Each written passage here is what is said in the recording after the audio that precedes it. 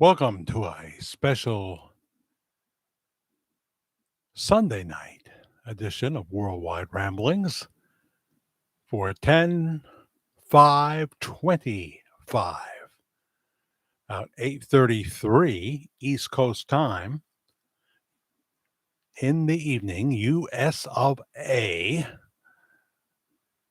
The state of New York once featured the greatest city in the world, but it's long since, long since been invaded by locusts, and it's only going to get worse. It's only going to get worse. I have no plans to ever return to New York City at this point. Well, if Curtis Sliwa becomes mayor, possibly. If Curtis becomes mayor, but he won't be, probably. Hi, Joey Bauer Jr. Hey, Brother Jack. Welcome. Thanks for calling me brother. I did go to church last evening, and it was good to be back. And this coming weekend, I will go to the church I went to in, well, the mid 2000s, 205 to 208, with Pastor John Torres. That should be fun. Hope he's there. Hope he's preaching. Pretty good. I mean, Karen, we were talking about this last night. She's got the lower back problems going on. Her surgery, the neck and shoulders area, seems to be somewhat better. But there's always new challenges, because she has multiple pain issues and a lot of arthritis in her lower back. Hi, Karen Phillips. Hello again. What's going on with you?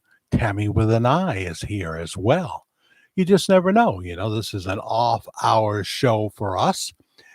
Karen and I just went out to visit the Price Chopper. Got a cool new shopping bag that I bought there, which is behind me, very fall-like,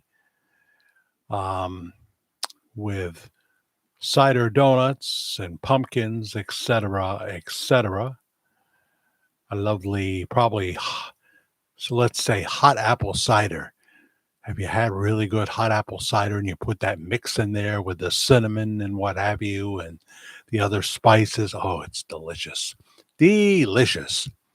We are praying for both of you. Well, thank you, Joey. Yes, I would like it if Karen would come with me to a future service. She has occasionally. Teresa Lee Leonard. Hello, Jack. At Jack and family.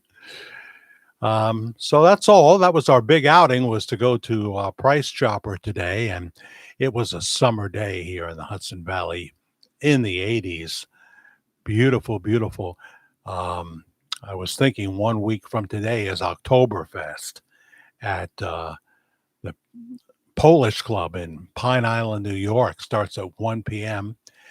And we are planning to attend Oktoberfest, October with a K, along with 18-time Grammy winner Jimmy Sturr. There will be a 10-piece German band, authentic German food. There'll be brats there. I wonder what kind of brats.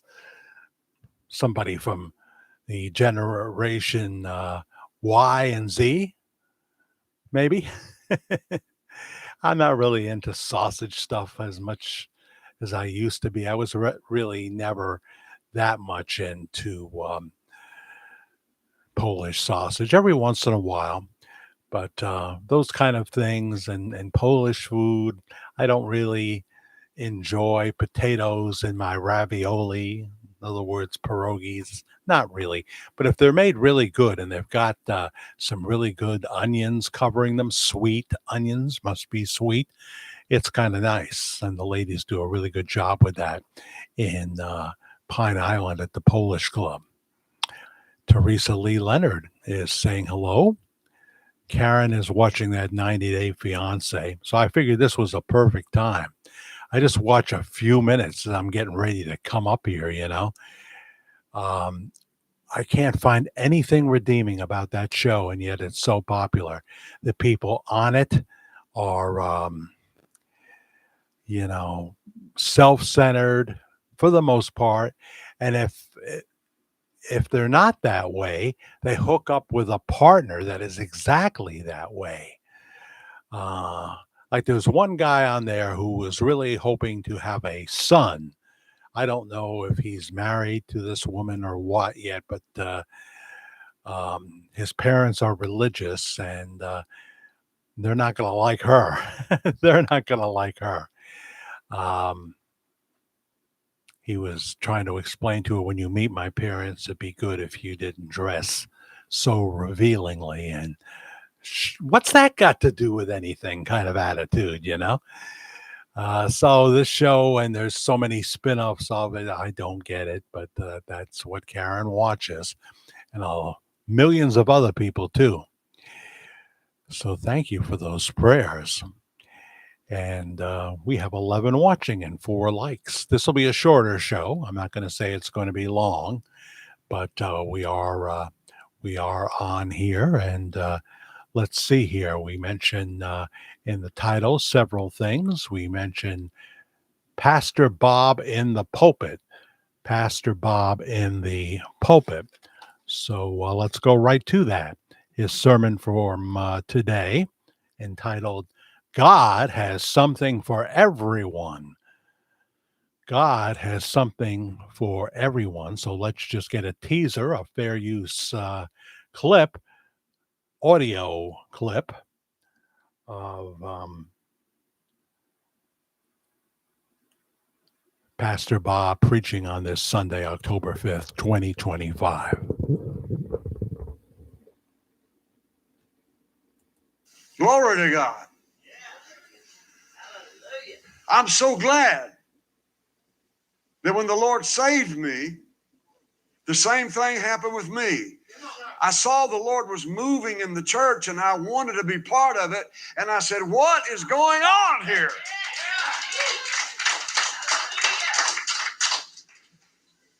So what moves you? What moves me?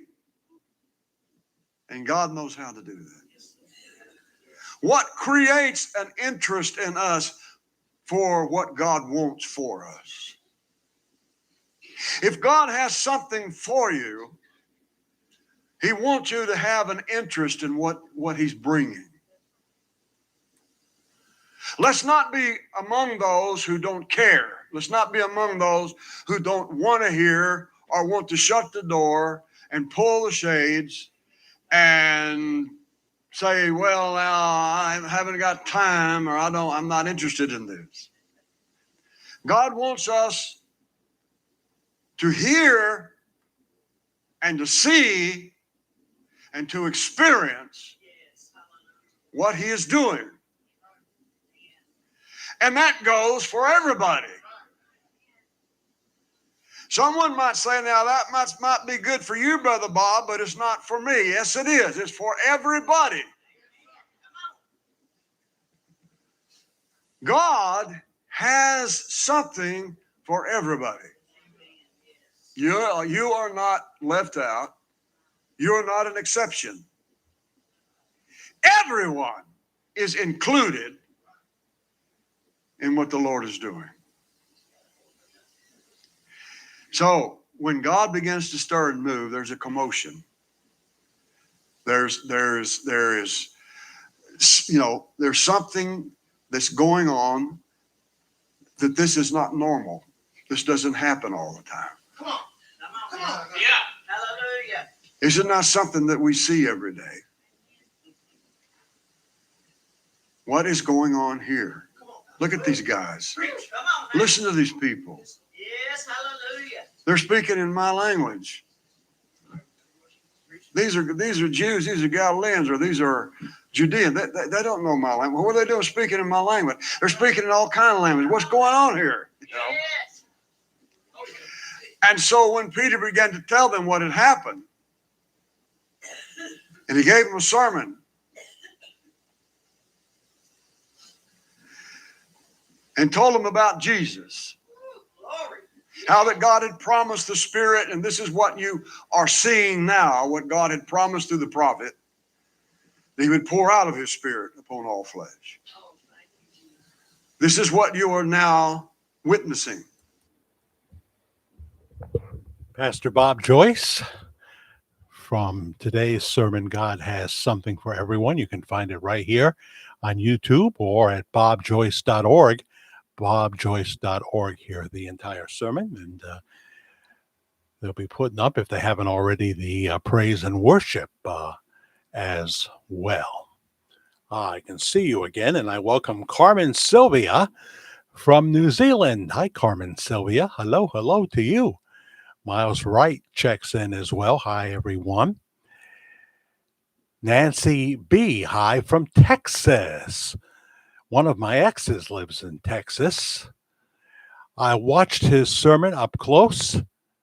Is that Elvis's double? Don't get the EP vibe today. Well, I think that he can be somewhat of a chameleon in many different ways.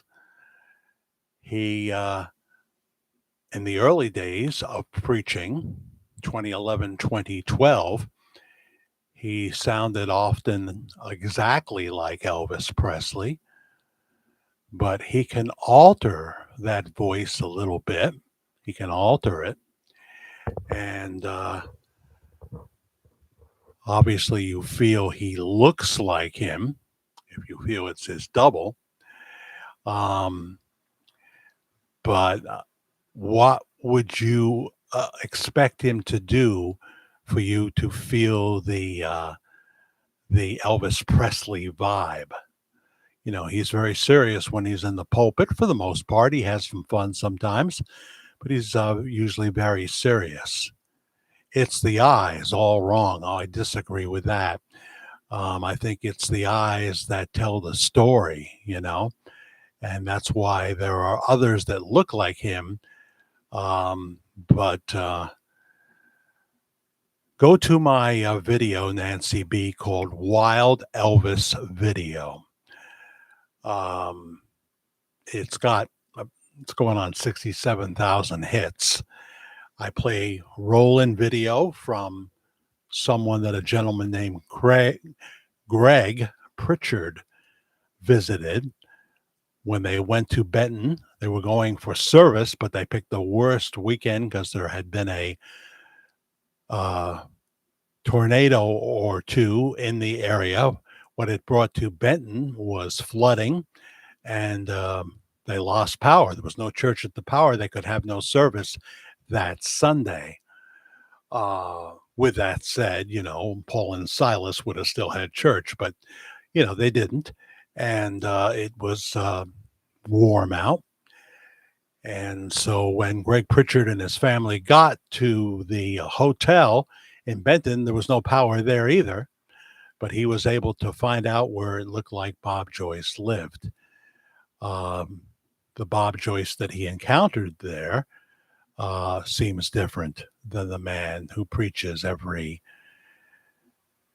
Sunday, always the same person preaching to camera.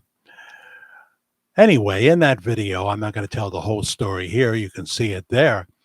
But we then play a clip from 2011 of Pastor Bob, obviously younger, chunkier, hair parted more in the middle, and he's in front of the piano. He's tickling the ivories. He's going to sing a song. He's going to sing Come On to Me, but he's talking first, explaining the song and what have you.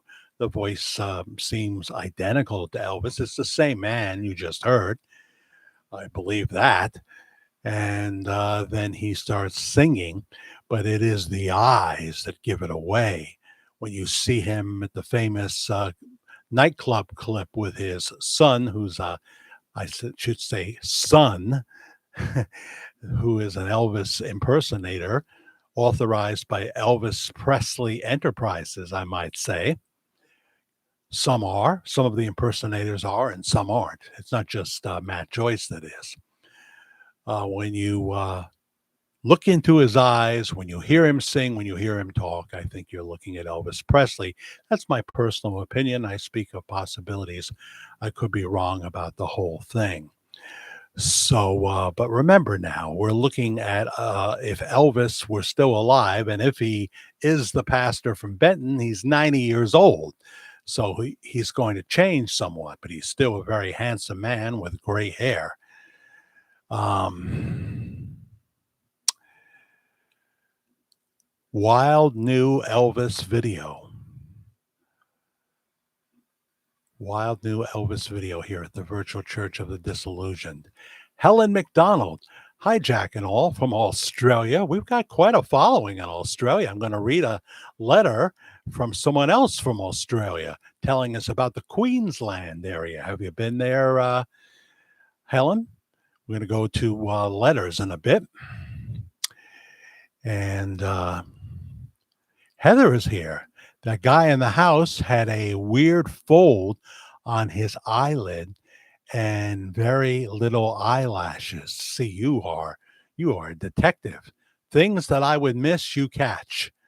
Not the same guy. I believe you're absolutely right, Heather. I believe it's not the same guy.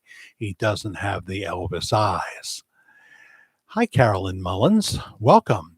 I watched today. Elvis voice, yes, and actions. The Amen woman was there for sure. I know. I think she's doing it more now.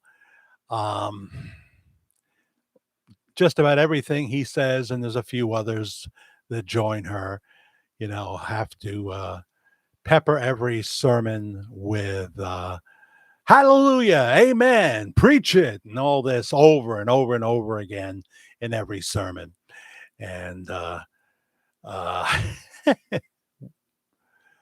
what can I say? If he's not EP, why all the security? Yeah, going to be a full security team at the big concert, which is coming up in less than a week now, in Coleman, Alabama, all sold out. They are trying to scam some people and sell tickets that are fake. So if you happen to buy tickets and you can't go and you want to sell them, you're going to have a hard time because people are going to think you're a scammer. What can I tell you? And where's his wife and her security? She leaves early, right? I was told that these days Walina comes in at the last minute to a seat that's reserved for her and leaves about 5-10 minutes before they're going to break. She doesn't want the questions and what have you. She's not being mean. She just doesn't want that. She doesn't want to have to deal with that. Hi, Jack from Canada again, says Carol Cook. Got your nice little note there. Got you live tonight in time. So this worked for you. Yeah. Came on earlier. It won't be as long, but Wild New Elvis Video is the name you gave me to search in your videos. All right, let me go to my channel here.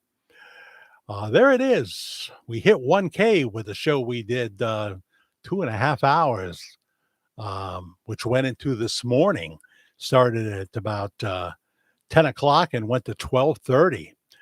Will Elvis do his first concert in 48 years on 10/10? Vote in the comments, and many of you did. The ones that I saw so far are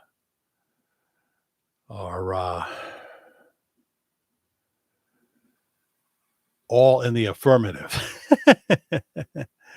So you have you hit the videos on the Virtual Church of the Disillusioned, Depressed, and Downtrodden. The first video you should see should be Angry Suzanne Summers customers. Karen is a Suzanne customer. She's not angry though, but there was a big to-do involving who runs the company and who is responsible for creating so many of the products and what have you, who abruptly resigned. And it deals with Suzanne's husband. She's passed away now. The widower, Alan Hamill, and he usually does a broadcast on Wednesday with help. So I go down on my list of videos here, and I got to go. The video's been up for a while now. Um, and here it is, wild new Bob Joyce video. In my list, it's right after my UFO comes to dance outside my studio window. Watch that one. That was amazing, and nobody cares. 478 people, you know. But wild new Bob Joyce video, 66,000 plus. We put it up 5 months ago.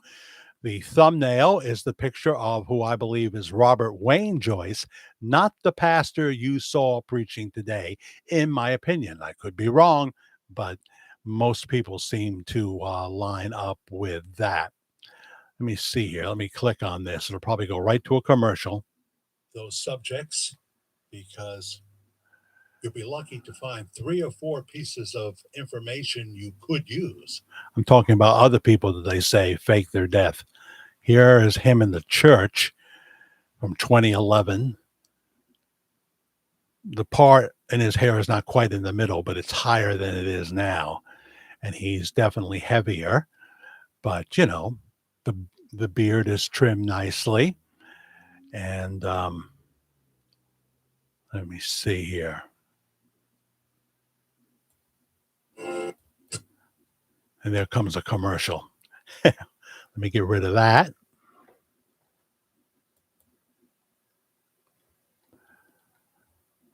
And you can listen to Bob talk up the song.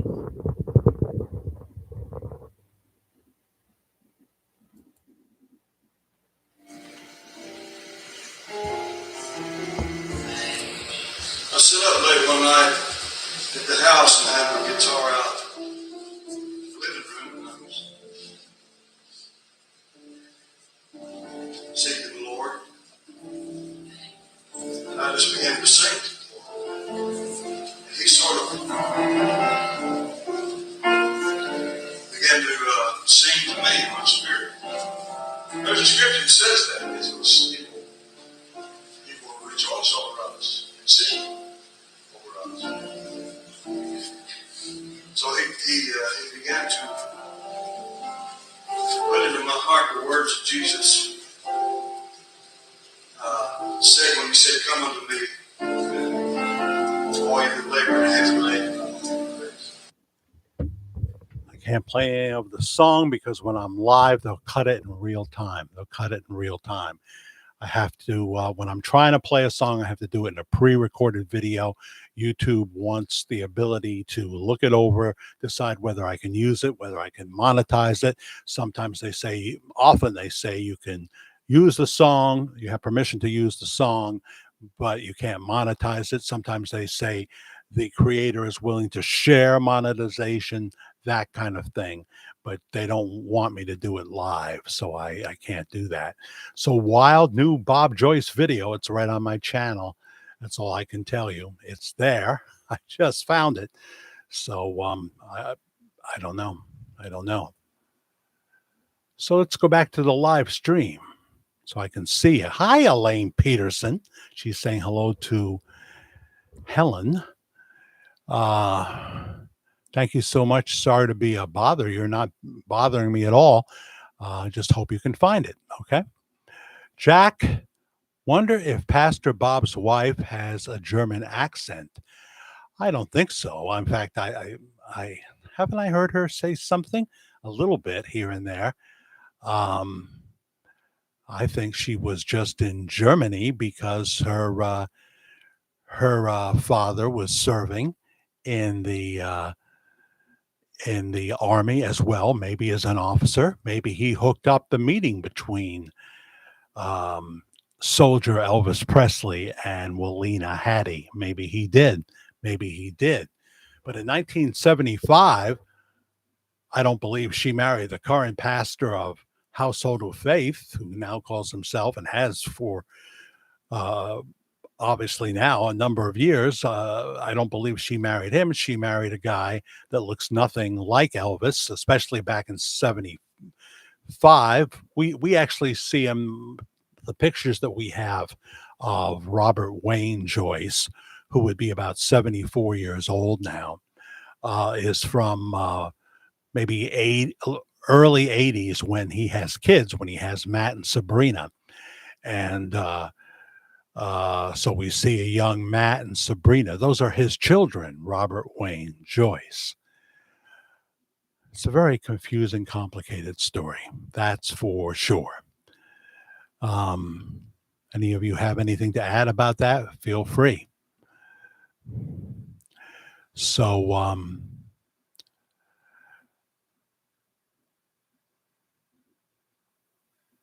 everybody says, well, Pastor Bob doesn't wear a wedding ring. A lot of men don't, and it's not for the reason of they want people to think they're single. They just don't like jewelry. I fell into that category, but I would put it on when we were going to something formal, in my first marriage. I suppose my second marriage, too. It's all a blur. um,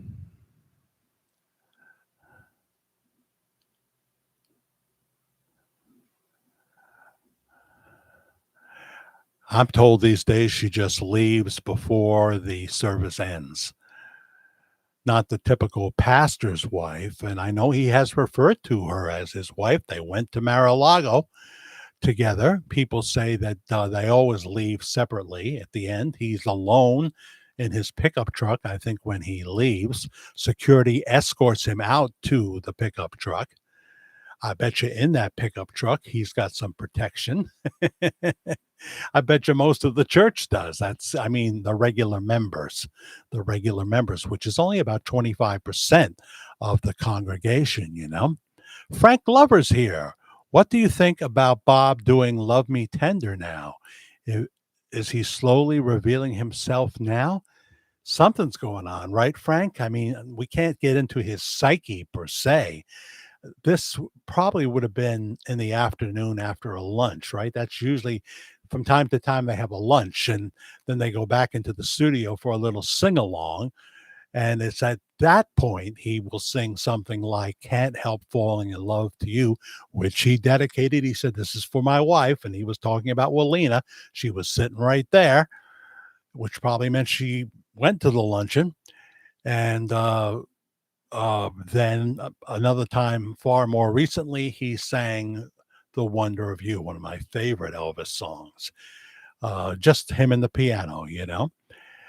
And now we have Love Me Tender. He's not singing Creedence Clearwater Revival songs here, but that's not to say he doesn't. I know for a fact that he sings Led Zeppelin and plays Led Zeppelin because I was told they used to have these Sunday night jam sessions and they would get together and they would do all kinds of songs. That's why I'm saying in Coleman, Alabama, he should not feel that he cannot. It's nobody's business but his. Nobody should have any input other than what he's going to do at his concert. There was someone that told him not to sing Can't Help Falling in Love. This will send them off. And he's right. We got right on it. It wasn't as if he was wrong, the guy who said that. He sang it Tuesday. The videos were up, not just me. Somebody got a lot of hits. JC, who you are. Yeah. So that's true. But he wanted to sing it, and he did.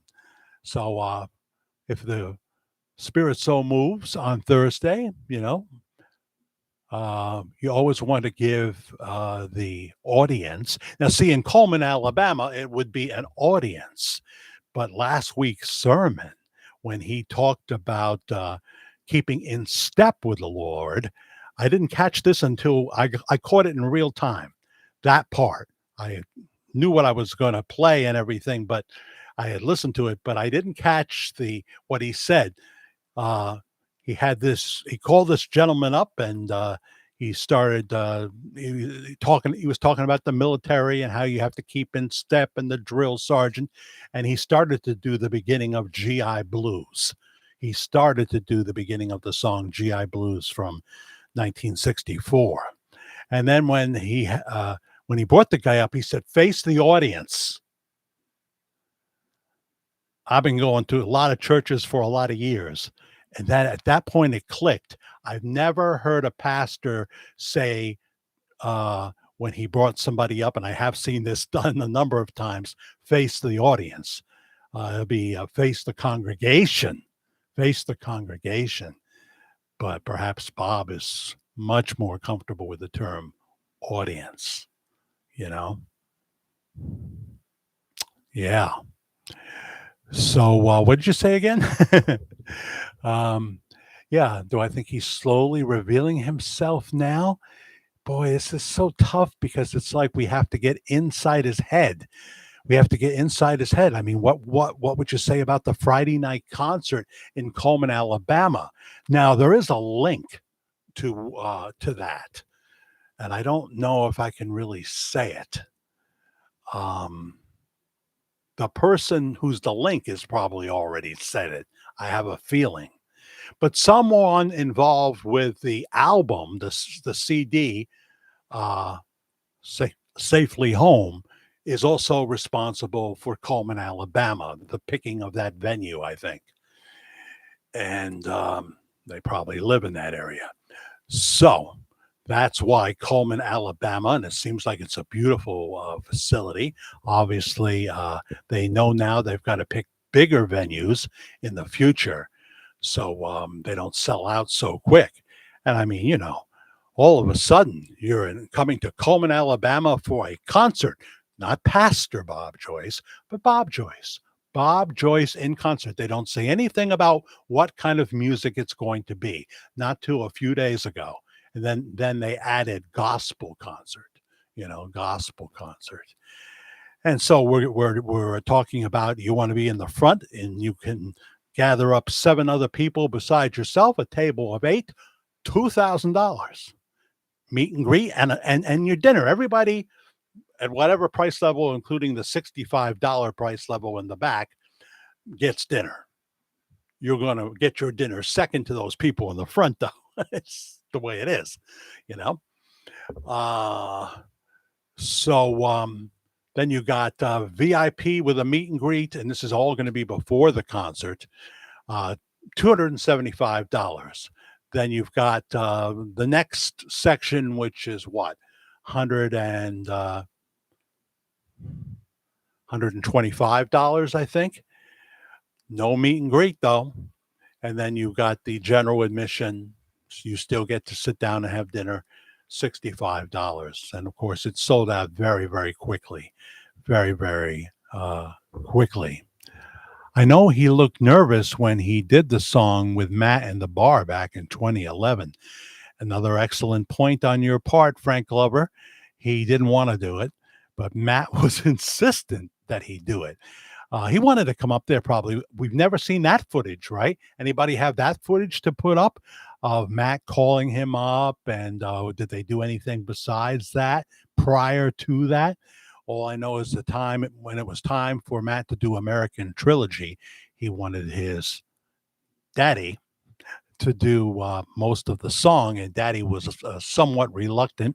He was going like this with his ear, which is something Elvis did all the time. I'm told, and it would require him to go to full voice at the end. He kept trying to throw it back. He was so nervous. Everybody's taking video and flash photography, and he knows where this is going to end up. He's probably thinking, oh, this will be on YouTube. Oh, this will be all over the place. This is going to be one of those aha moments, But Matt feeds him the words early on when he needs to. And then, of course, he wants the big finish, which Bob is very capable of doing.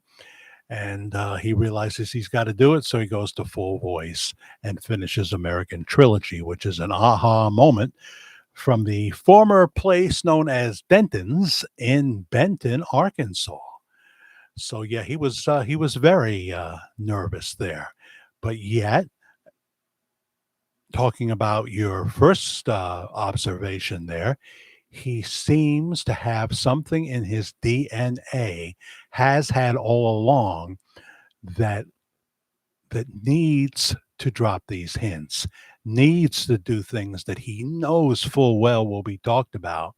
Never wanted to be a big time mega pastor in a mega church, but wanted to be a small town country preacher, but with a worldwide reach, which of course would bring in people now from all over the world and all over these United States. If you don't want to be associated as Elvis, why would you sing Elvis songs? Yeah, yeah. Well, again, we'll have to have him psychoanalyzed here. I don't know. I would pay that kind of money to hear only gospel music. I can go to the church for free to hear that.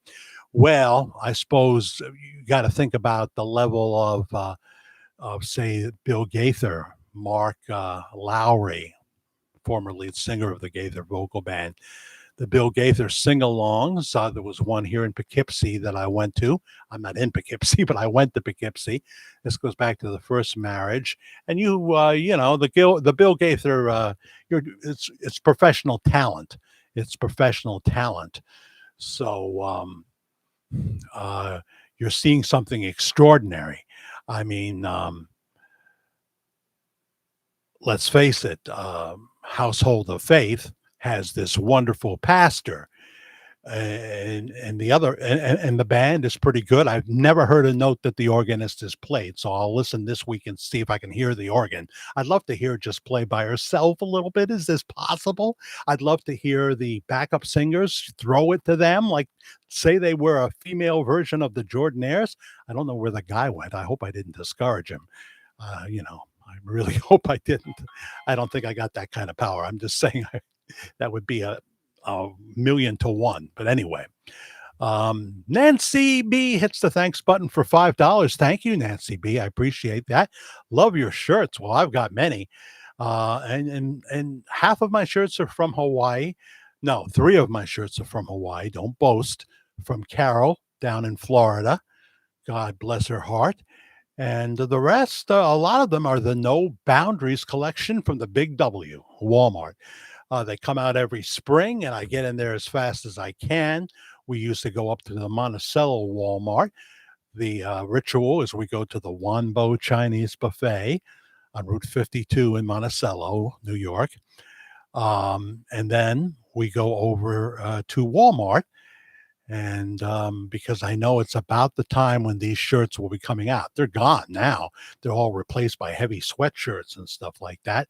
And in this room, I need those heavy sweatshirts in the winter. But I often freeze in order to, to wear something nice on camera. We have a thing called gravity heat. If you know what that is, and I'm on the second floor, if you know what that is, gravity heat on the second floor ain't worth nothing.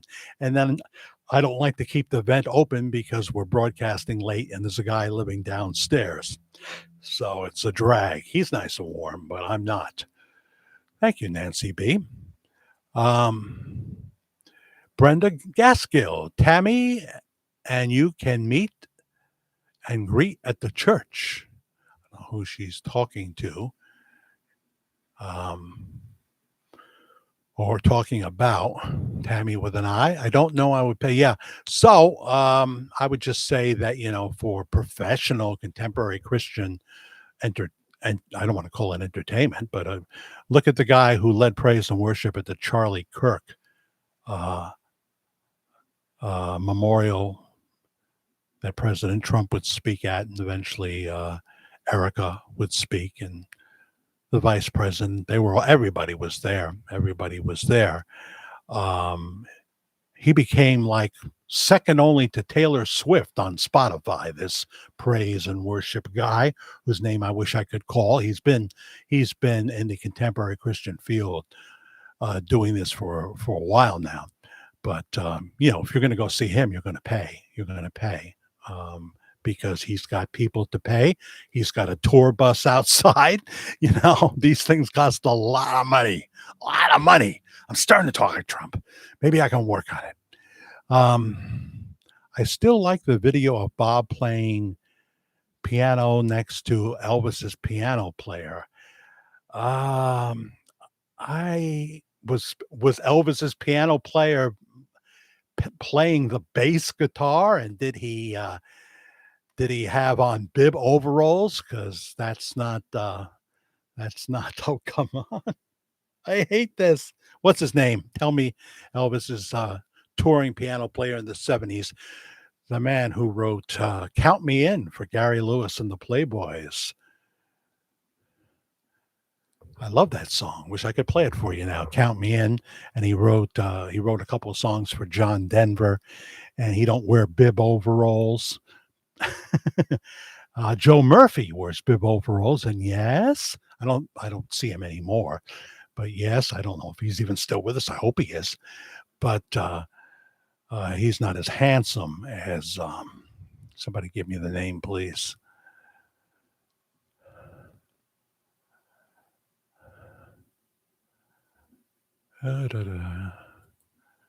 Let's see here.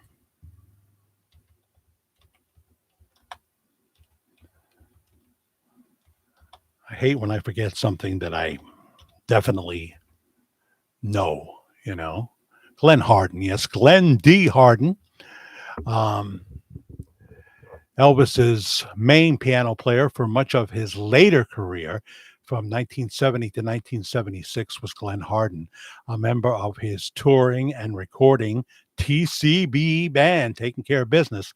Harden played on significant shows like the Aloha from Hawaii special and arranged many of Elvis's hit songs, including The Wonder of You. Yeah, I love that song. I used to love to talk up that song when I was a DJ on the radio. Other piano players who worked with him include Larry, whatever that last name is, Bobby Ogden, and Tony Brown. But Glenn Harden.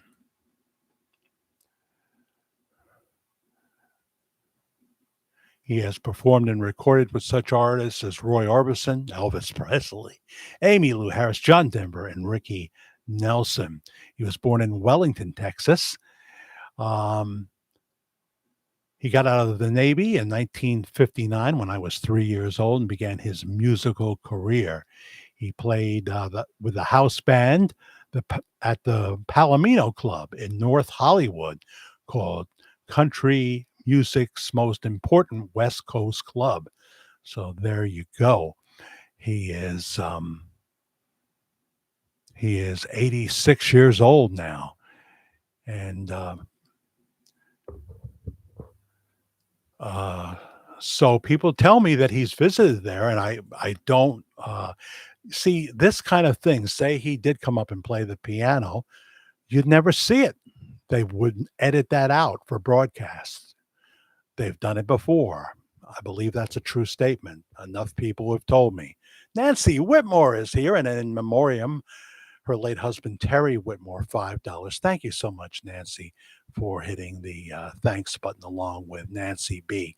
Any amount is fine. And I have people to thank for Cash App as well, and I will in a minute.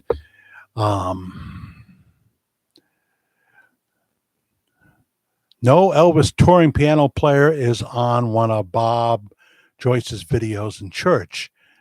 Point me to, if you can email me at jackthefairguy@gmail.com and tell me which video, the name of that video, so I can look at it. But if he's playing the bass guitar, it's not Glenn Harden. And if he's wearing bib overalls, it's definitely not Glenn Harden.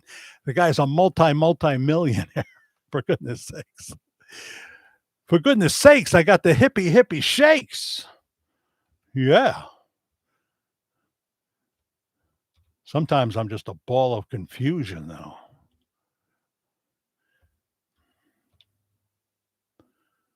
People running out, people running in, all because of the color of their skin. Can we get past that, please? Jack the Fair Guy. Point me to that video if you can. I'd like to take a look at it. It's one of the older ones, right? I've never seen Glenn Harden at the church. I've just seen Joe Murphy, who looks like him with bib overalls, playing bass. That's all I've seen. So I would love to see what you're looking at.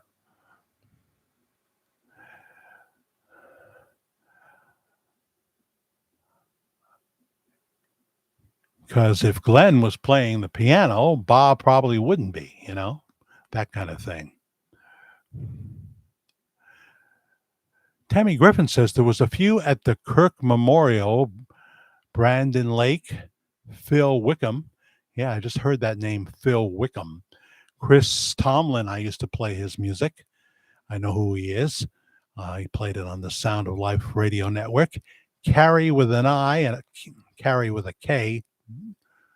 Joby, Cody Carnes, and I think Michael W. Smith was there too. Played a lot of Michael W. Smith in my day. I did. Yes. See, I didn't see all of it. I just saw that one guy, and so I should try to check some of that out. Neo.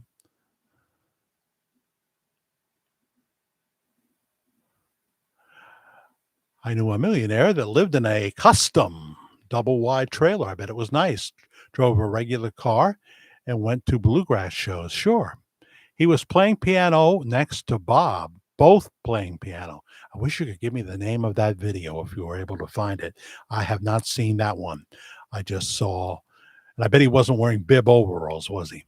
So, see, I don't know that one. Okay. You have my email there. And we'll play it in a pre-recorded video. I can't play music live. They won't let me. Carolyn Mullins, Jack, one of Elvis's guitar players was Charlie Hodge. One was James Burton. Right. Charlie Hodge. Let me look that up.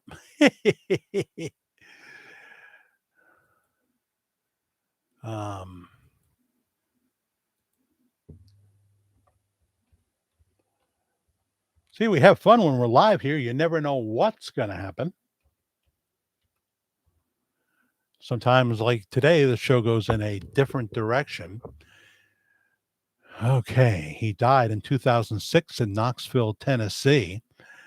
December 14th, 1934 was when he was born in Decatur, Alabama. Alabama! I always think of the way Forrest Gump said it. I used to be a big Tom Hanks fan till I realized that he loathed me as a MAGA guy, and thinks that we are a bunch of racists that can't stand to touch the skin of a black person. Okay, Tom Hanks, enjoy your future release movies. You just pissed off 88 million people that loved you and was hoping that after you spit in their face and kick them in the you-know-what, that you might be man enough to apologize and say, well, that was over the line. But you weren't. And don't think it's because we don't have a sense of humor. We do. That was over the line. Yeah, he was an American singer, vocal coach, a musician who was a confidant and best friend of Elvis Presley and lived at Graceland. So there you go. So that would predate Household of Faith. Which began in as a home fellowship in December of 2010 and 2011. So you're saying, so Charlie Hodge couldn't have been at the Charlie Kirk funeral because he's been gone for quite a while now. Let's see here. Back we go. And yeah, take your time. I can't play it now, but I will play it in a pre-recorded video if you do find it.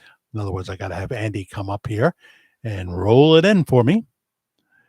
That's interesting. And don't forget, Frank, there's another video with Glenn Hardin, and he's playing the piano. And what is the song that someone who's off camera, the dark part of the stage, is singing the song as he's playing it? Glenn actually has a lit cigarette dangling from his mouth. And I'm thinking, you're in your 80s. Even then, if it was, say, 5 years ago, he was 81. What are you doing? Smoking? I mean, I know you've beaten the odds, but don't you want a shot at the Dick Van Dyke age level? Everybody wants to go to heaven, but nobody really wants to die to get there. We're all willing to wait for the rapture. I shouldn't say all of us, but those that have quality of life. Uh, so Neo is trying to be punny again. Charlie Hodge has a beautiful voice. Okay. I can't tell you that I've heard it, to be honest with you. Jack, one of Elvis's guitar players was Charlie Hodge, right? James Burton, yes, I know about James Burton.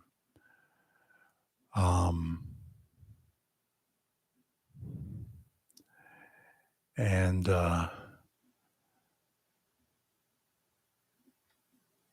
so there you go. Let me go over to emails because I wanted to. We heard from Diane telling us about Australia because I often ask, what's it like? Somebody wrote in one of the current video comments, where the heck were they from? Somewhere in the UK. And I was asking what it was like there. People usually ignore my questions, but they may answer. But Diane definitely did. Greetings from Australia. This is Diane. I think she wouldn't mind the last name, but I'm not sure. Hope you and your lovely lady are well. I heard you ask another Australian. Maybe that was Helen. Maybe that was somebody else, like Jackie Organ. Probably Jackie Organ on one of your live shows to tell you about Australia, but I think she had already gone, so I will tell you a little bit. It's a beautiful country, scenery wise, but like most places, it has its problems. I live on the East Coast in northern Queensland. Compared to the southern states um, of north, southwest, and Victoria, and very southern South Australia and West Australia, we do have the wet and monsoonal weather during November to April. It's a long stretch. And we get the cyclones. See, we never hear about that here because we're always talking about politics in America now. So there's just no time to hear that there was a devastating cyclone in Queensland. You'd have to go to Fox Weather for that. CNN, they've just got their fake news agenda. And of course, MSNBC is somewhere so far out into the twilight zone that you'll never return if you enter it. I have never lived in the southern states, but have visited. I prefer smaller towns and tending towards country living. The big cities like Sydney, Melbourne, and the ones that do have the crime, no different to any other cosmopolitan city. Well, Washington, D.C. has been cleaned up by President Trump now, way down. Compared to your country, it is very small. I have visited inland, which is called the Outback. That's why we have the Outback restaurant, right? We have one right here in the town of Walk Hill, very dry and hot. A lot of cattle farmers, they do struggle as it is dry, hot, and arid land. You mean where they make the arid deodorant? I used to use arid. And I used to use the gel, and then it became so hard to find. Then if you could find it, it was super expensive. So arid, I don't know. I had to switch to this one.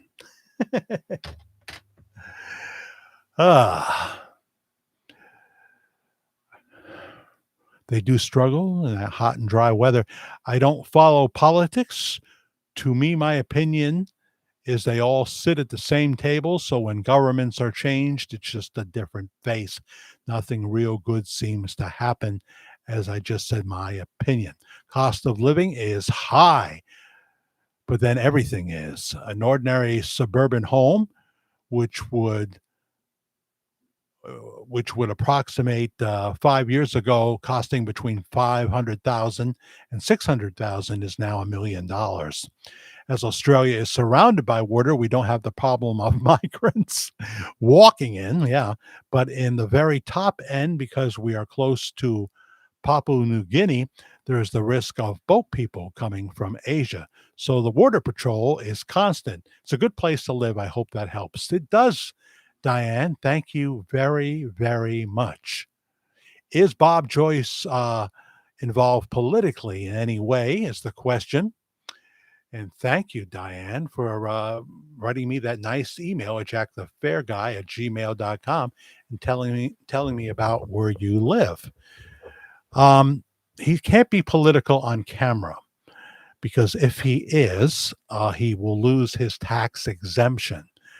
I think more and more, especially pastors that can afford it, are going to have to realize that they sacrifice too much by holding on to that tax exemption status. Now, for a small church, they need it. I get that. What they say probably, if it's not being broadcast everywhere and what have you, they can probably get their message in there. But um, I've seen footage that people have sent me where he's talking very harshly about Obama. Uh, uh, Obama said that America was not a Christian nation, and that infuriated Pastor Bob. So he was speaking about that. I think we all know that President Trump is the choice for Pastor Bob Joyce, of course. He's been to Mar-a-Lago, but not when Trump was there. People would say, well, there it is. What would a small town pastor be doing there? Well, Gene Ho is in the congregation, and he knows Trump very well, was the campaign photographer for President Trump in 2015 into 2016, and wrote a book on Trump, and is very well known by Donald Trump. He wrote another book that has Trump in it.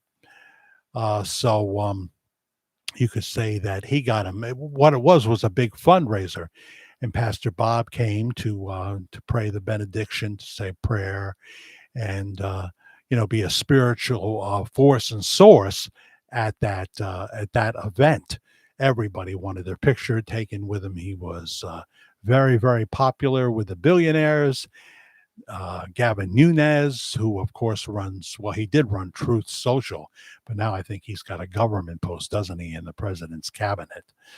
So there you go. There you go. I mean, obviously, the way Pastor Bob preaches, that he would never be for someone like Kamala Harris or Biden. We know that the pastor would be very pro-life, for example, and would line up with Trump on a number of issues. I'm not saying all issues. Oh, so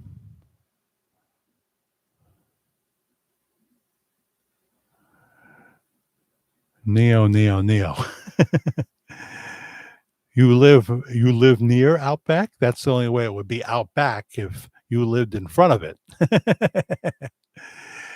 In a video called Hold My Hand, Bob is wearing a blue shirt and Glenn is at the 5-second mark. Okay.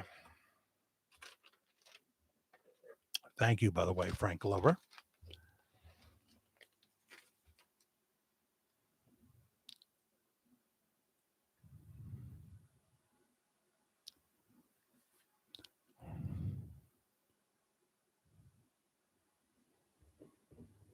Hold my hand.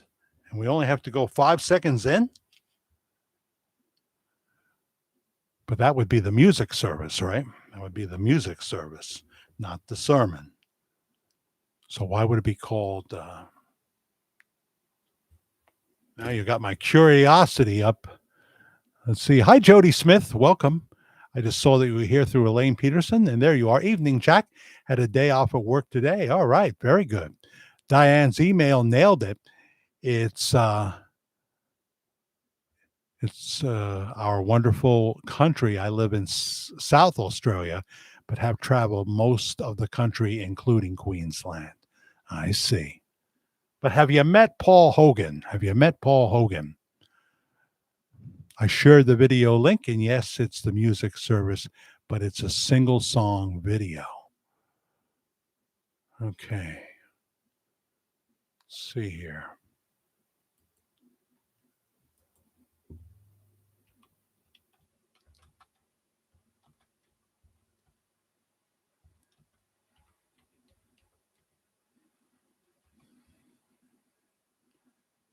Oh.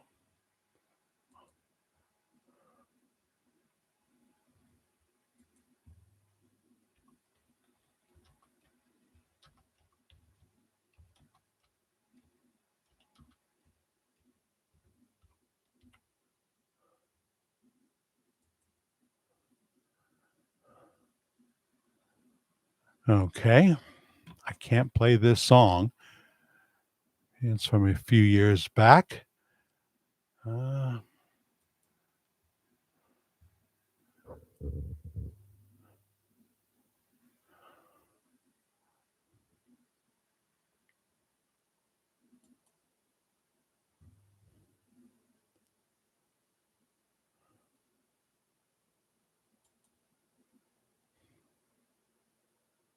We don't see what instrument he's playing. I see that piano, obviously, Bob is playing. And that's the last shot of him. I can't even see your comments right now as I'm on that other screen.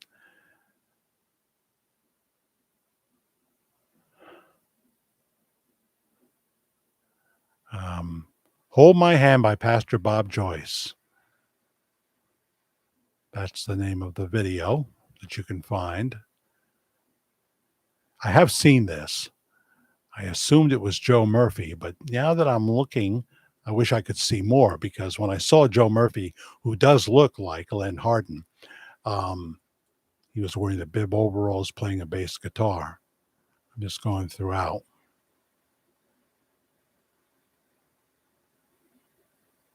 Yeah, it's just in the beginning, as you say. There's 2 quick glimpses.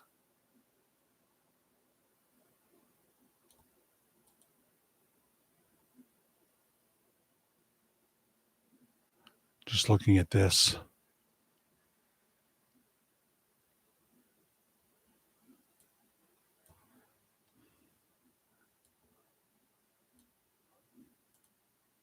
I want to get a picture of that.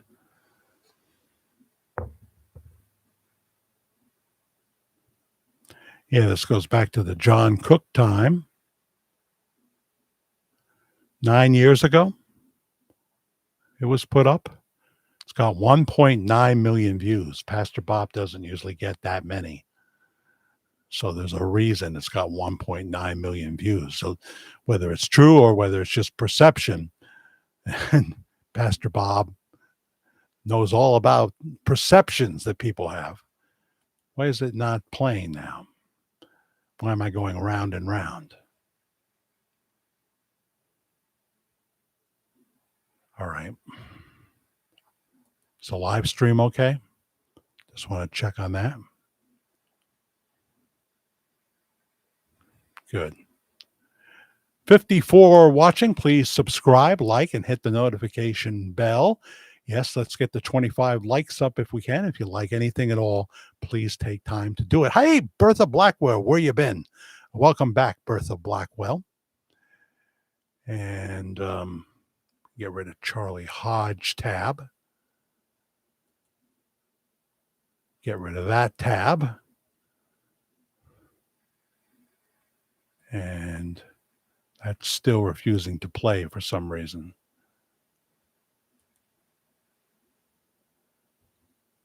But I did see him, Frank, and I must admit, that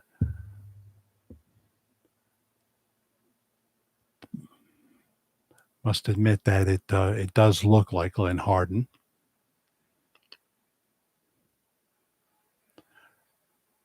I wish I could find Joe Murphy, and I'd show you that there is a resemblance between the two of them. So I'll look at that off air, and perhaps we will put that up as a roll-in video. He's so close to Pastor Bob, and the way he's holding his head, you would think he's playing a guitar. That's my first impressions. Well, yeah, he does look exactly like Glenn. I'll give you that. More so than I think Joe Murphy did. So I'm very open on what you're saying. But Joe does look like him. He does. I thought that was interesting.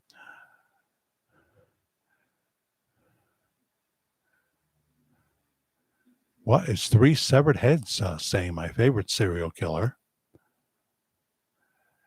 It's definitely Glenn, says Heather. Yeah, it doesn't last long. And that's what they would usually do. If somebody, there's been talk about an attractive but older, somewhat heavy-set black woman. I've got the picture somewhere of her visiting Household of Faith. I elected not to put it up. That she's a former member of the Inspirations, the Elvis backup singers. Was it the Soul Inspirations? I'm trying to think. But they said that's who she was that had visited the church. And there's been others. There's been others.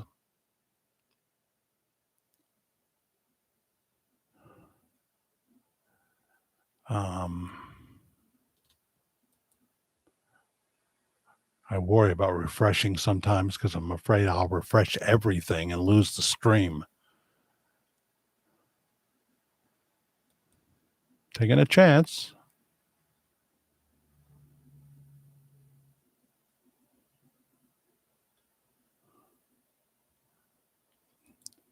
That didn't affect the live stream. Okay, thank God.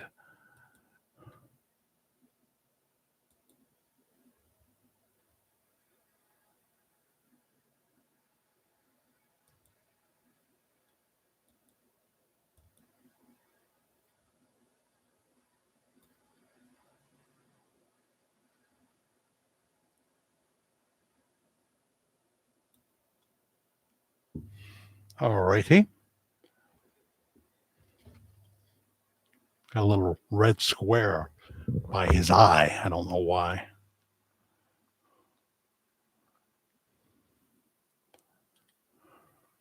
We're investigating in real time, ladies and gentlemen.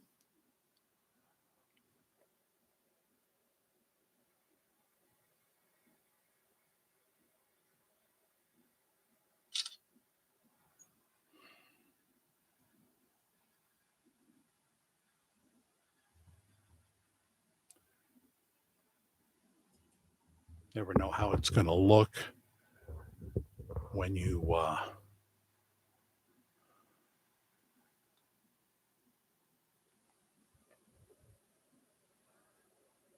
and a pre-recorded video would be not washed out, but this one is. I knew that would happen.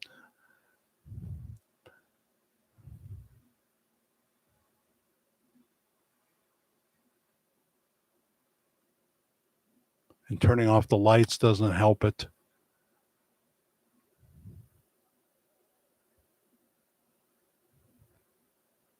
So, yeah, we're getting that washed out look.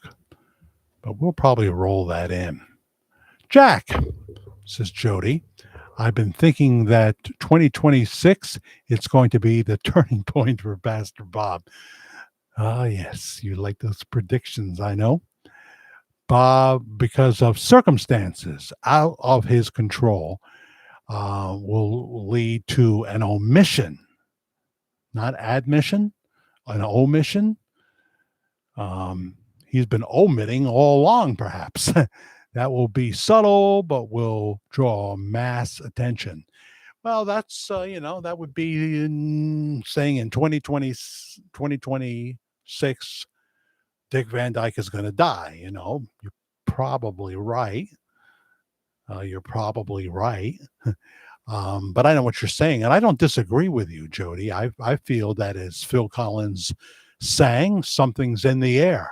Something's in the air. So I'm not disagreeing with you. I'm just saying that they have been predicting this for a while now. I don't know if you were with me last October. Were you, Jody? I could look back at one of those videos, and you were saying 2025 was the year. I don't know. I'm just kidding. Jackie is here from Australia as well, talking to Helen McDonald from Australia. Hi, Miss Carter, Susan Carter. How are you? So it's a nice little visiting club here. Thank you for finding that for me, Frank. Thank you, thank you, thank you. Let's go to email again. And Elaine Peterson, once again, hits the Cash App for $10. And Susan Carter hits the Cash App for $10. Thank you very, very much, Miss Carter. Haven't heard about your trip yet that you took in September. If you want to email me that, I don't have to make it public, but was wondering how that went.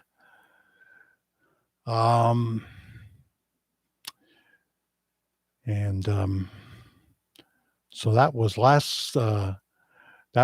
well, in terms of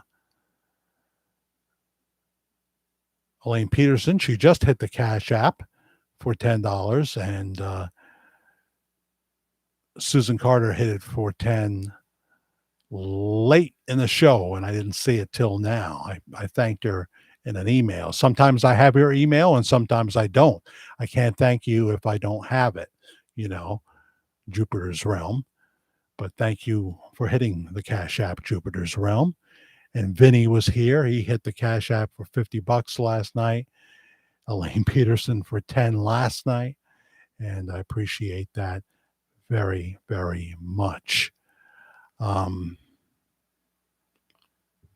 We just had some people like Todd Bradshaw, for example. If Todd never gave me another dime, he went far above and beyond. Some people have the wherewithal to do that, and some don't. I understand that, and don't want anybody to give something they can't afford. And there's no pressure. I'm just your friendly waitress here without the pink uniform on, without the pink uniform. But I thank you very much, and certainly want to thank Todd from Tennessee for being, the biggest tipper we've ever had, and he has blessed me immeasurably. So let's see here. Just want to check out one thing from Linus. Yeah, that beautiful picture that we showed yesterday. But probably the quality is not working for me tonight, so we'll leave it for a pre-recorded video. Married for 73 years. Can you imagine that? Wow. 3 severed heads. Thank you so much. My favorite serial killer. Well, no, I'm sorry. Dexter's my favorite, but he's fictional. 3 severed heads. She never lets a month go by where she doesn't eliminate one of the baddies. She doesn't do it how Dexter does it, though. No. She uses that thing to knock him out, but then it's just a pillow over the head. Why chop people up into 9 different parts? It's so messy. And the amount of plastic to cover everything in your kill room in plastic. Oh, it's a lot of work. I'm too old for that kind of killing. So I appreciate that. Jack, says Bertha Blackwell, I hope you and your wife have been doing well and hope everyone is doing great on the show. I'm going to go through with another surgery on my leg and knee this month, and I'm not liking it at all. But you're in a lot of pain, right? Yeah. Well, they do those kind of surgeries a lot. I'm not sure exactly what else they're doing besides the knee. Are you getting a knee replacement, or are they just going to fix up your meniscus or whatever?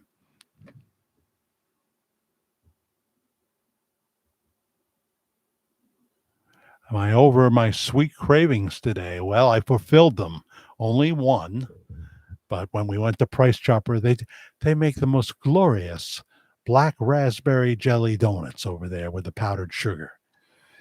And wouldn't you know, I found myself in the bakery section. I don't know how I got there. I just was there. Didn't have any Napoleons. Didn't have any chocolate croissants. These these gluttony-ridden freaks stole my croissants and they stole me my Napoleons, but they did not steal all the donuts. They left me a six-pack, and Karen likes them and Andy likes them. So there's now 3 donuts left. We've all had one, and I'm not planning on having another. But it was a very nice, fresh donut from Price Chopper, and I got that nice bag back there. I'm so pleased with it. So perfect for this season. Goes well with the Disco Bear as well, when you say. Jack, says Prophetess Jody Smith. Jack, I say, as I said, as my grandma, who's in the same age as Pastor Bob, said she ran across one of his sermons and she said, that's Elvis Presley. She's not been one to say something like that unless she's sure. All right. What are the cronuts, Neil? What about cronuts? I've never had a cronut that I know of. Where do you live again, Neil? Maybe they're exclusive to your area. I don't know. Like, what do you call those things? They're over at Buc-ee's, which is in Tennessee, Alabama. I love Buc-ee's, but there's not one anywhere near me. What do they call those pastries that look like regular cheese Danish? They have a different name for it. Cheese Danish, strawberry Danish. They have a bakery at Buc-ee's, and they have those great pulled pork sandwiches and so many restroom units, clean. Very nice. Homer, welcome back. Praying Karen is doing well now, and you too. Thank you so much, Homer. I know you tend to come and go fairly quickly sometime. Pull up a chair and stay a while. That's one of the scenes in the new Leslie Nielsen, his version of The Naked Gun. He tells the pretty blonde, you got to have a pretty blonde. He says, take a chair. So she takes the chair and she walks out. Some of it was funny. Some of it was not so funny. And I got about 3/4 of the way through it for free on Paramount Plus, because I still have that since I got it for Dexter. And also Bar Rescue. I must admit, every once in a while I like to look in and see what he's doing.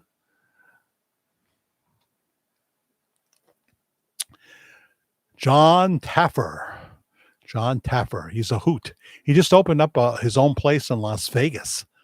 He's got a restaurant nightclub in Las Vegas now, John Taffer, and one just like it somewhere else, halfway across the country somewhere, not Chicago.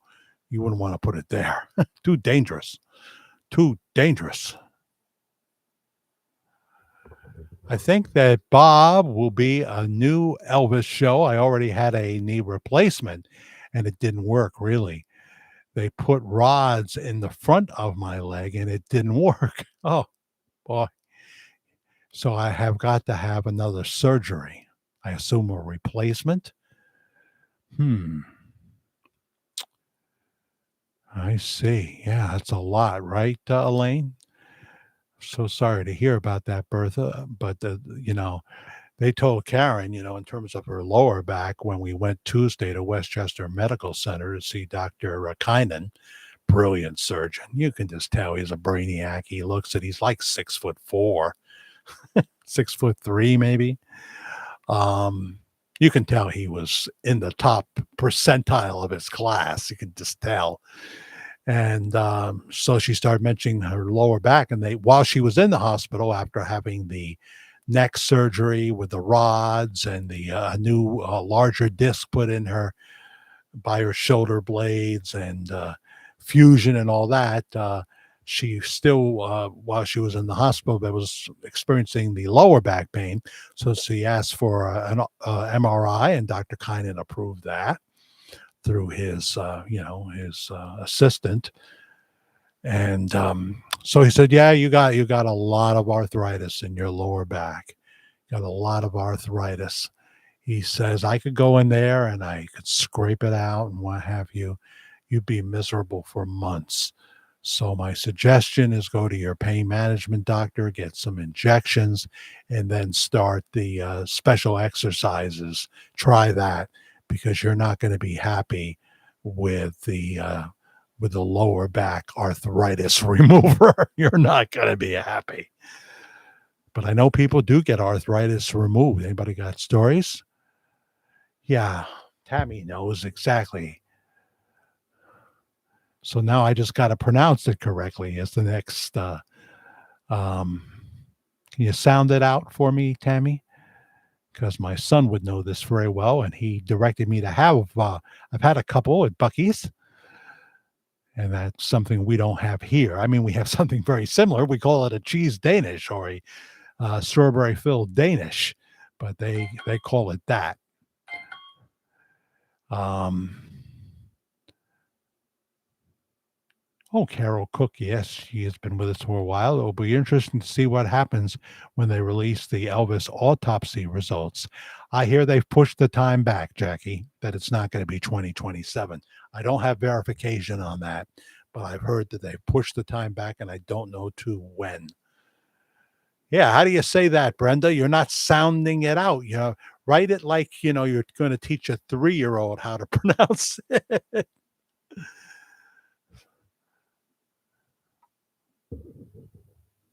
Three in 3 parts. Jack, them shots don't help me. Yeah, I know it's tough. Karen's had them in her upper, before she had the neck surgery. She had those shots and they didn't help her there. So I don't know.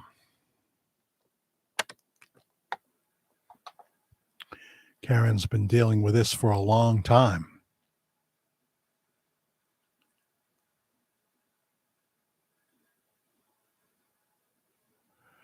Neil, I swear you write in a whole other language. You're like from a whole other universe. Perhaps you're in parallel time. Good night, all. Been up since 5 and I'm fading fast. Have a great week full of blessings. Thank you, Tammy. Thank you for hitting the Cash App along with Elaine Peterson and Vinny and Miss Susan Carter. Miss Susan Carter. And in the past, besides Vinny and, of course, Todd Bradshaw, we've had Jupiter's Realm, and we've had name is on the tip of my tongue here.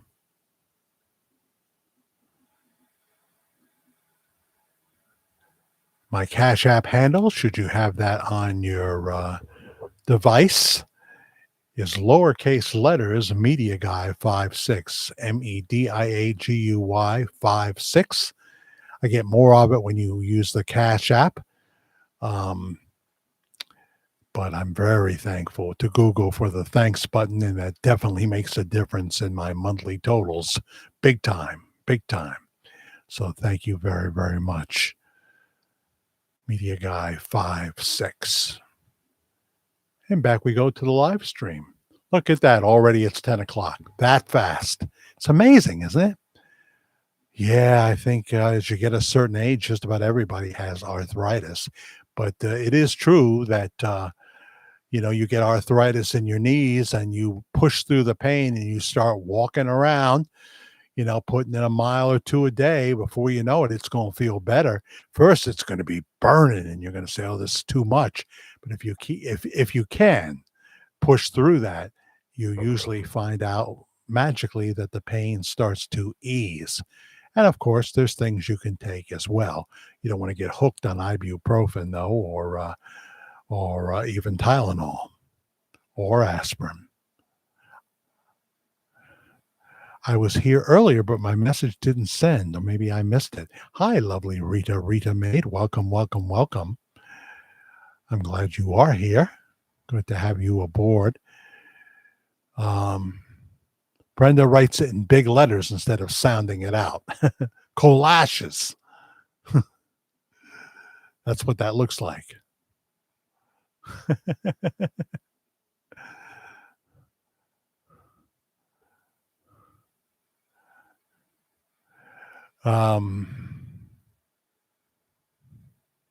That's kind of like you reminded me, Brenda, that some people will go up to a blind person and they will start talking loud because they feel that will help the blind person.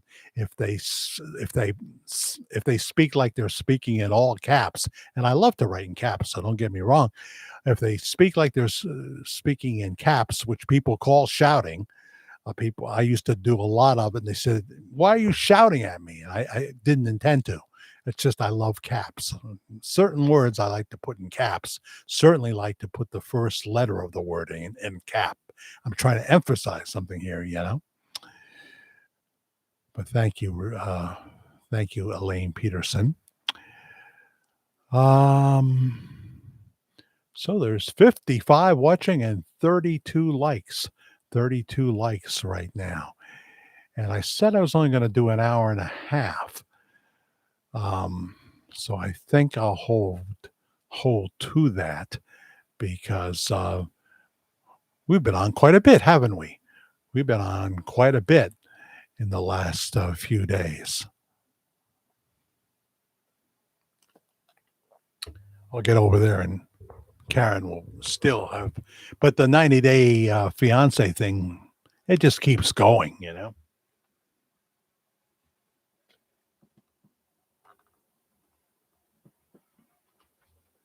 It'll be on that channel, the learning channel. What could you learn? That people are morons?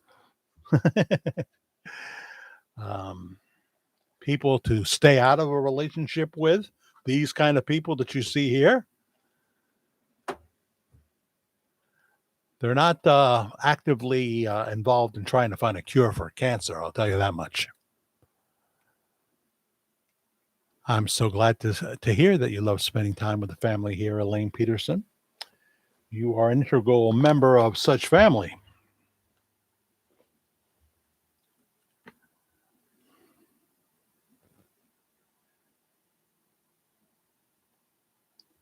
Just looking through the New Testament.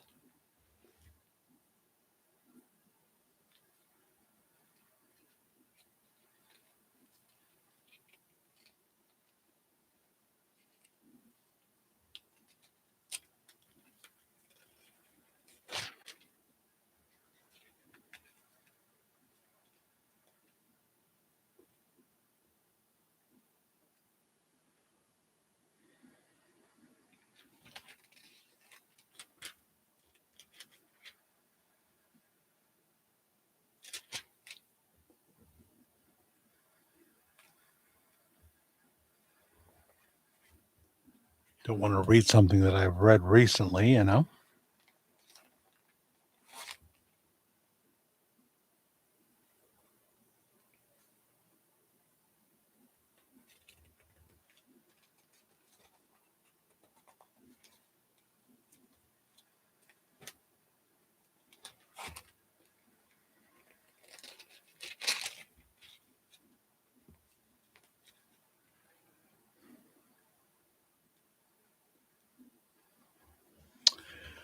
Second Timothy chapter 4 in the New King James Version, beginning with verse 2. Preach the word, be ready in season and out of season, convince, rebuke, exhort with all long suffering and teaching. For the time will come, we're here, when they will not endure sound doctrine, but according to their own desires, because they have itching ears, they will heap up for themselves teachers, and they will turn their ears away from the truth and be turned aside to fables. But you be watchful in all things, endure afflictions. There's going to be afflictions. Do the work of an evangelist, fulfill your ministry. Everybody has a ministry if you are open to the voice of the Holy Spirit, if you've been born of God's Spirit. For I am already being poured out as a drink offering, and the time of my departure is at hand. I have fought the good fight. I have finished the race. I have kept the faith. Finally, there is laid up for me the crown of righteousness, which the Lord, the righteous judge, will give to me on that day, and not me only, but also to all who have loved his appearing. Amen. 2 Timothy.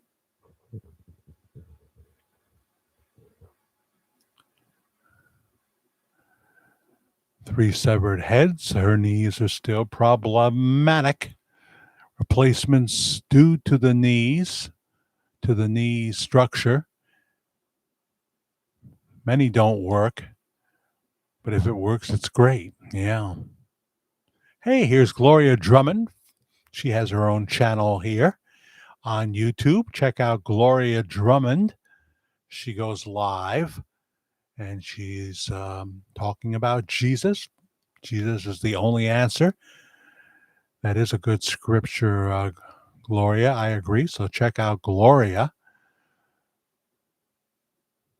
Jesus is the only answer. Just type that in the search bar. You'll find it. Good night, Bertha Blackwell. Carol Cook talking to Jackie Organ. Neo being Neo. All right. So that's it for Worldwide Ramblings for this Sunday night, a special Sunday edition, the 5th of October. We'll be back Wednesday night, a couple of nights before Pastor Bob's big sermon big concert in Coleman, Alabama.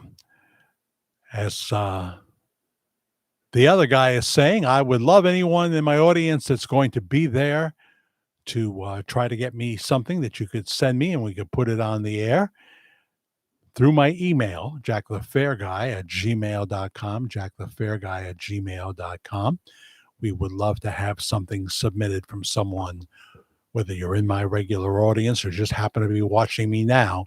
Please send it to jackthefairguy@gmail.com, jackthefairguy@gmail.com. Well, hello, Tina Winston, right? Hi, Tina Winston. Where are you watching us from? Welcome, welcome. Sorry you're coming in at the tail end. Please watch the replay. Do you know if they will show it live at all? They won't show it live.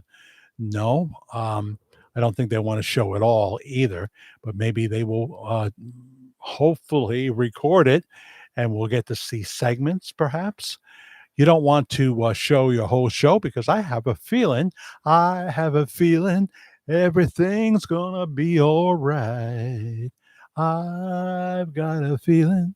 That's Walt Mills, the late Walt Mills, I think now, from Texas. He sang that song on the Trinity. Now, this is what happens now. I feel bad. I'm signing off, and here's my man, Vinny.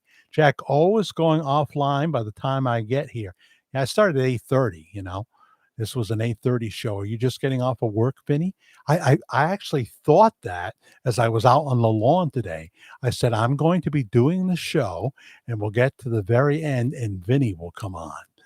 Now, I would like to say, look at me, I'm some kind of prophet, but no, you know, I know that you're working now, and sometimes you just get off of work or something.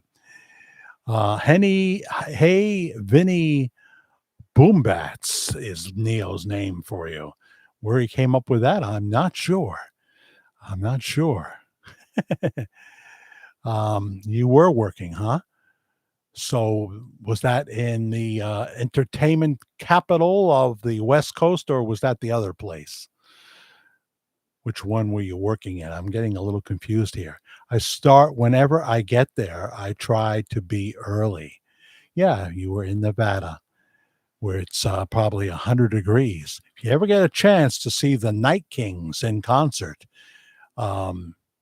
in one of the Las Vegas hotels.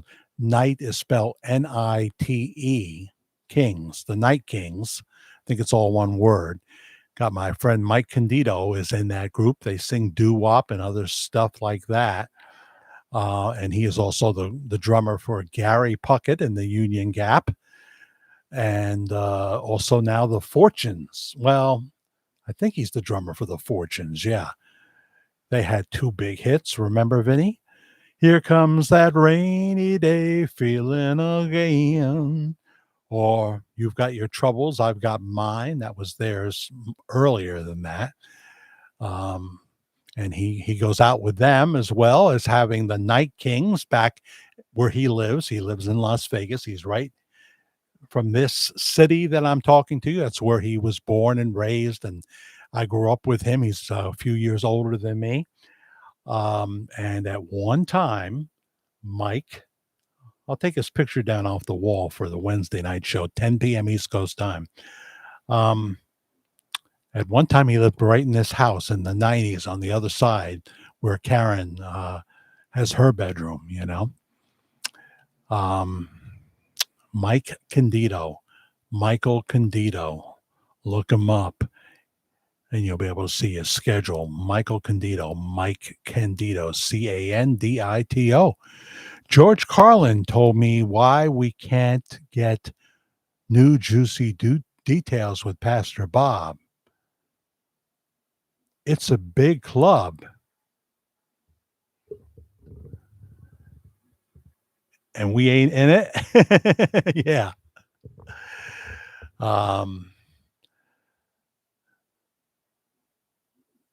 I love George Carlin. I mean, obviously I didn't agree with every conclusion he came to, but he was a genius and there's no denying that. And to be able to deliver that from memory, you'd have to be a genius to be able to do that. And how fitting that he died in a Santa Monica Catholic hospital. I bet you they were praying for him there. Who knows what happened in that room, right? George Carlin is here. He doesn't look good. He's not going to make it. We can't let him go. He probably had, if things were desperate enough, some nun came in with a ruler and said, "Give me your hand, sir, please." Boom. You want to go to hell? Or would you like to receive Christ as your Savior? He was right about parkways and driveways. I'm not sure I remember the bit. I do remember many of his bits, though, and they were incredible. And out of the blue, Neo comes up with Gallagher was good too. Oh, yes.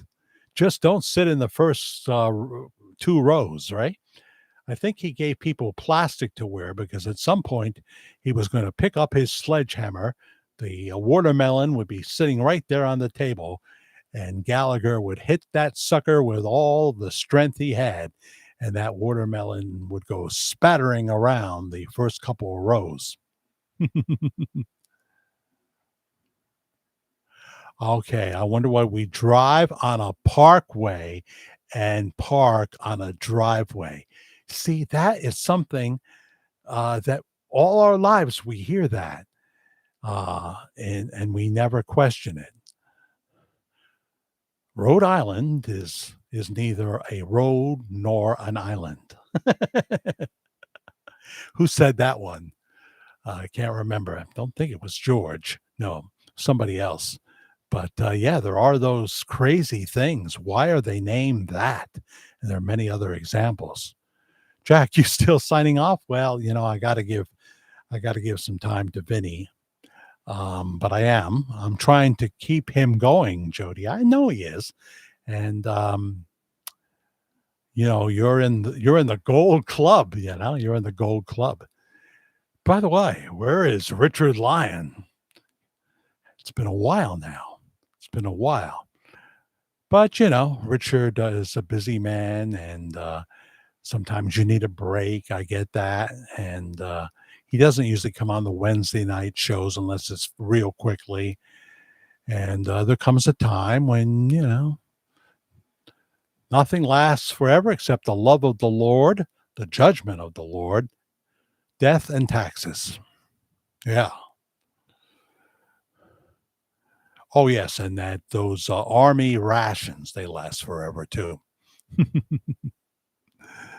Forgot about that one. So yeah, absolutely true. Good night, Carol, says Vinny. Jody Smith, I thought he was already saying good night. Well,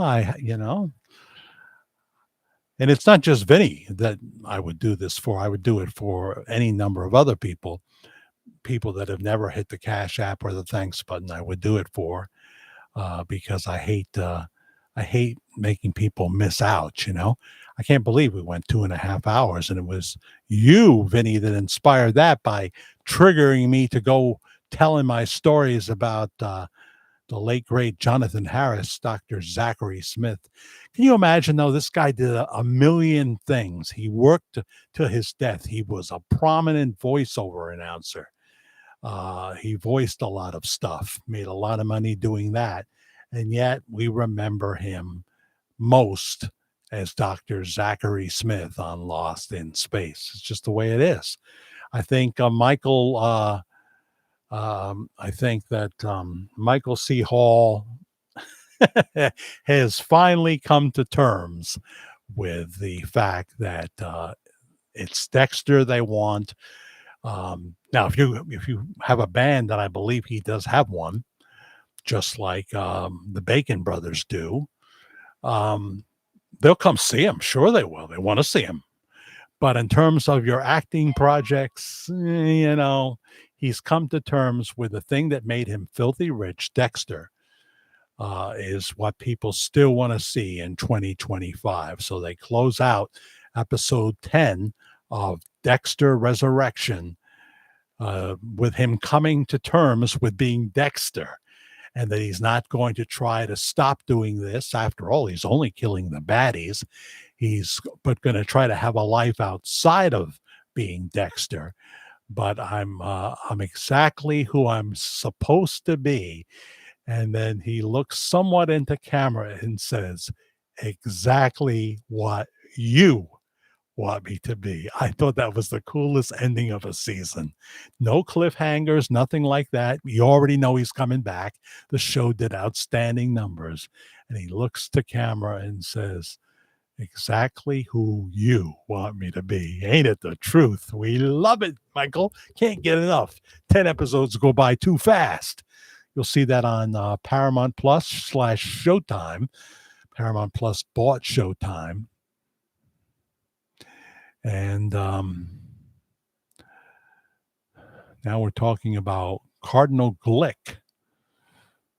I love Cardinal Dolan here in New York City. He's a good man. Jackie said, I love watching Lost in Space. Me too. Me too. And there was so much drama behind the scenes, because you had Major West and Judy, daughter of Guy Williams, who played Professor John Robinson. Here I go again, Vinny.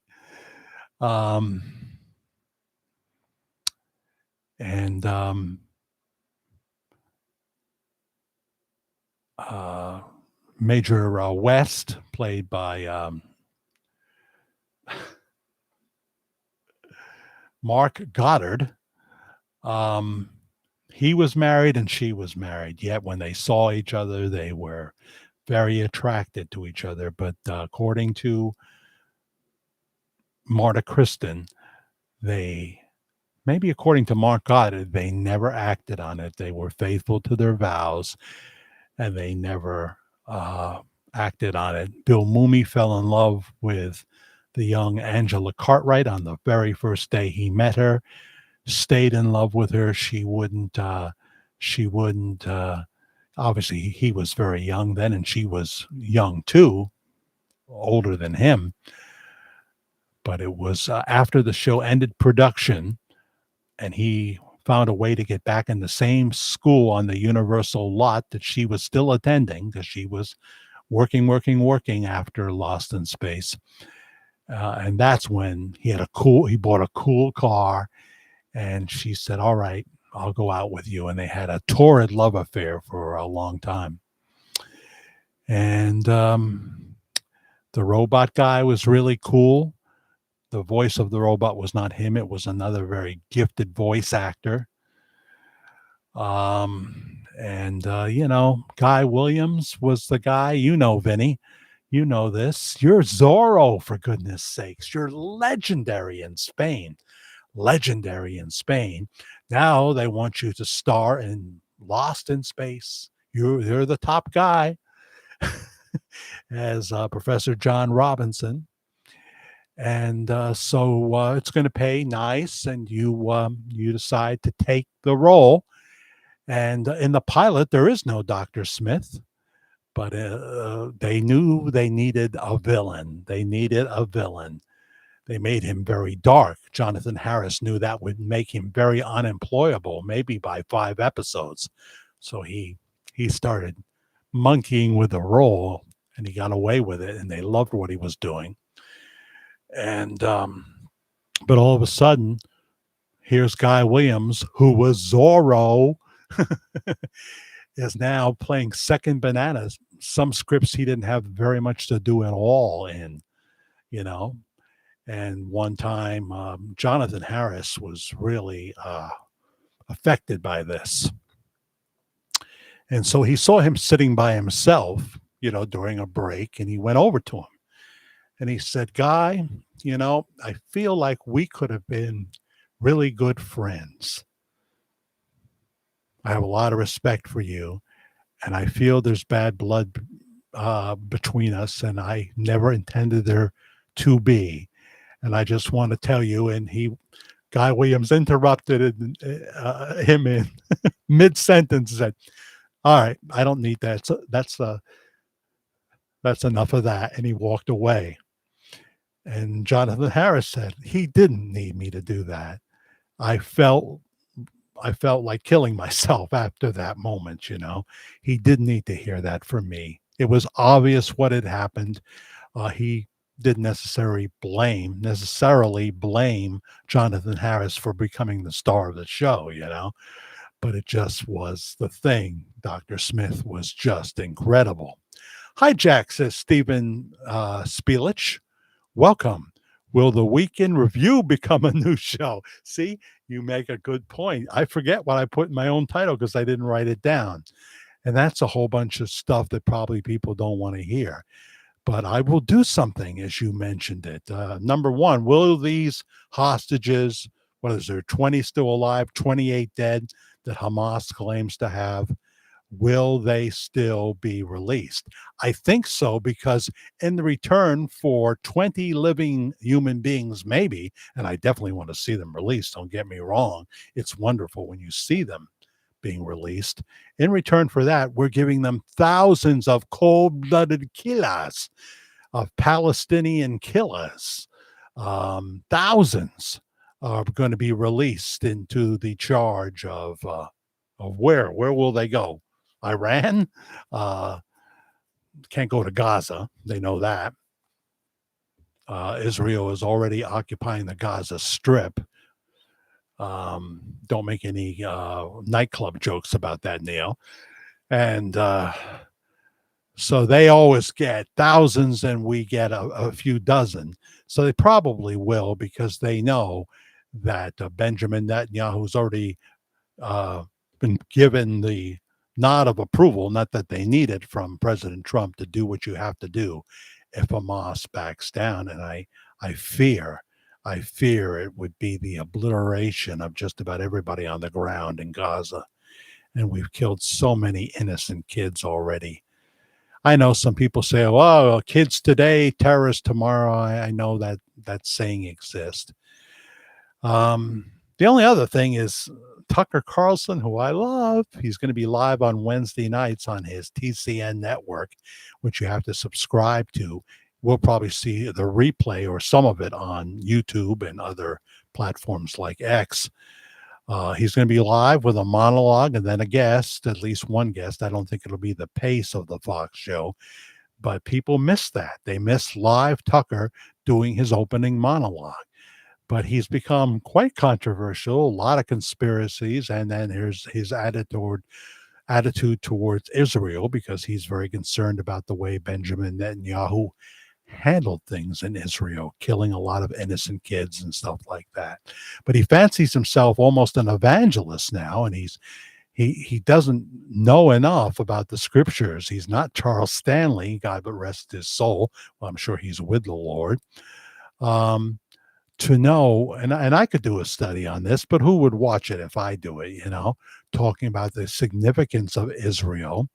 Remember, the scripture says, "In my house there are many mansions." We can't claim that we know.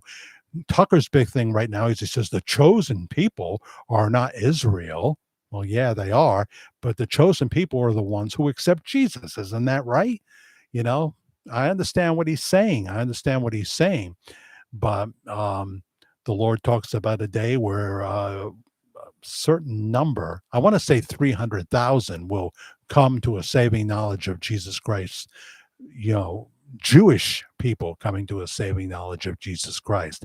There's well over 300,000 now in the Jews for Jesus organization, Messianic Jews. So I think Tucker's not ready to be an evangelist yet. It was just yesterday he was calling himself a very casual Episcopalian. I think he said, he's not. He needs to talk to some really gifted Bible teachers about Israel before he starts his own, church about. Tries to become a Bible teacher, which Bible teachers will be held to a higher account. That's why I just share. So at least I did a little, Stephen Spielich. Is there any area that meant a lot to me you'd like to talk about?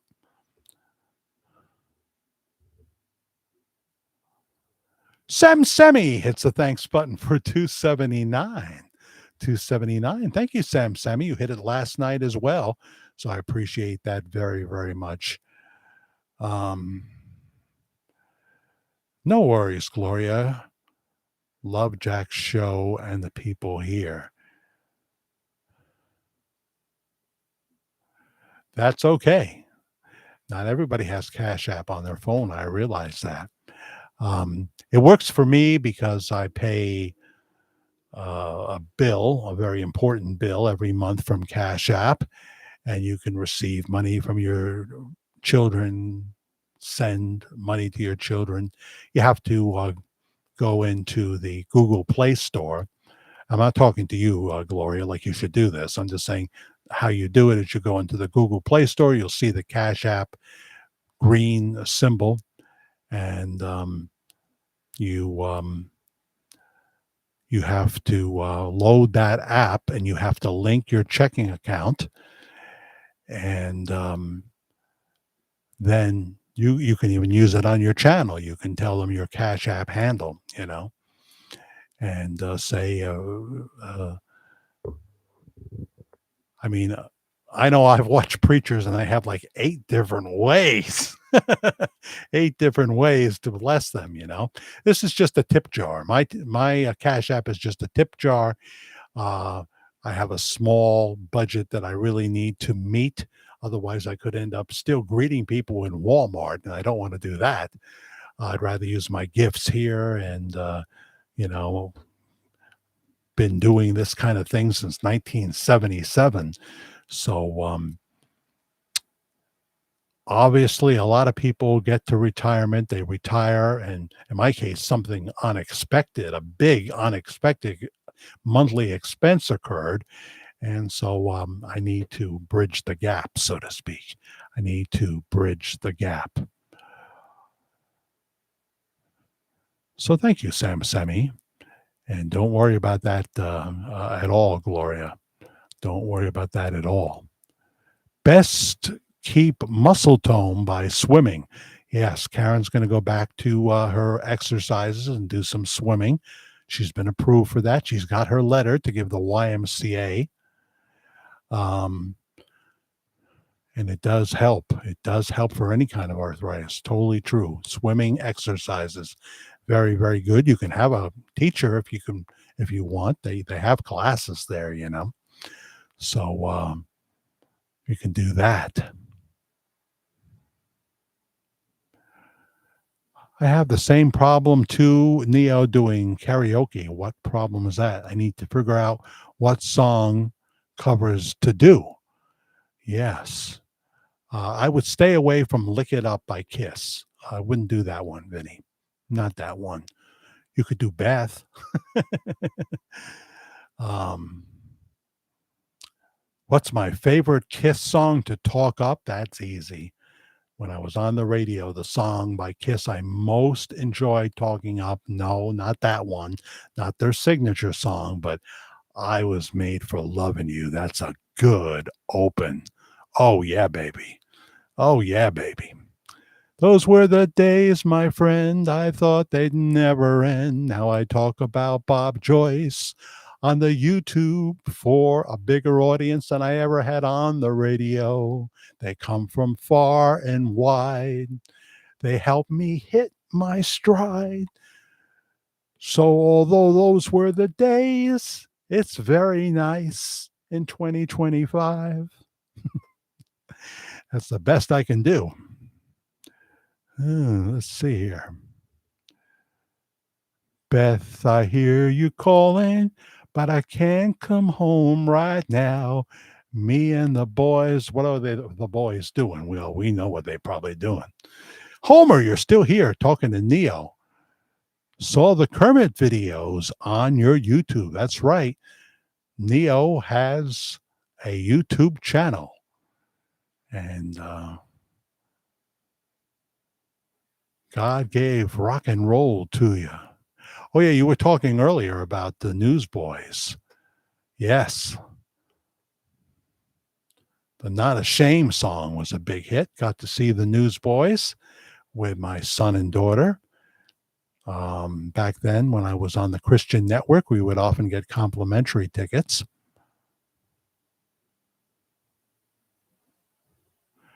Rita's going to swim too for her GB, her general bronchitis.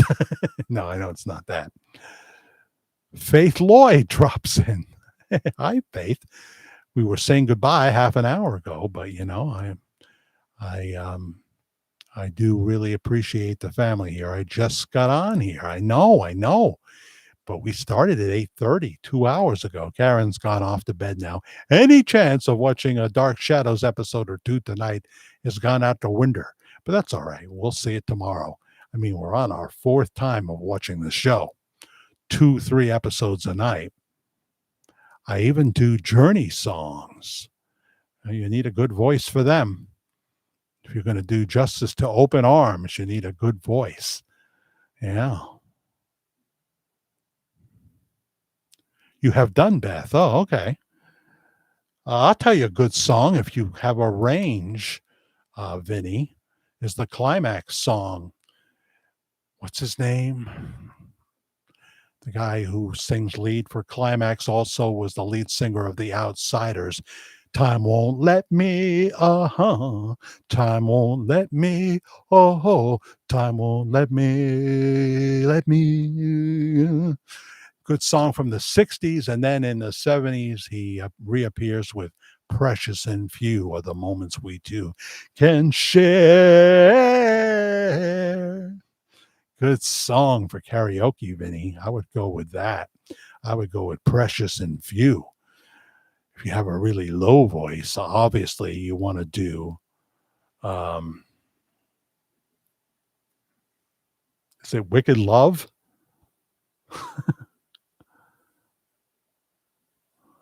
What a wicked thing you do, make me falling in love with you.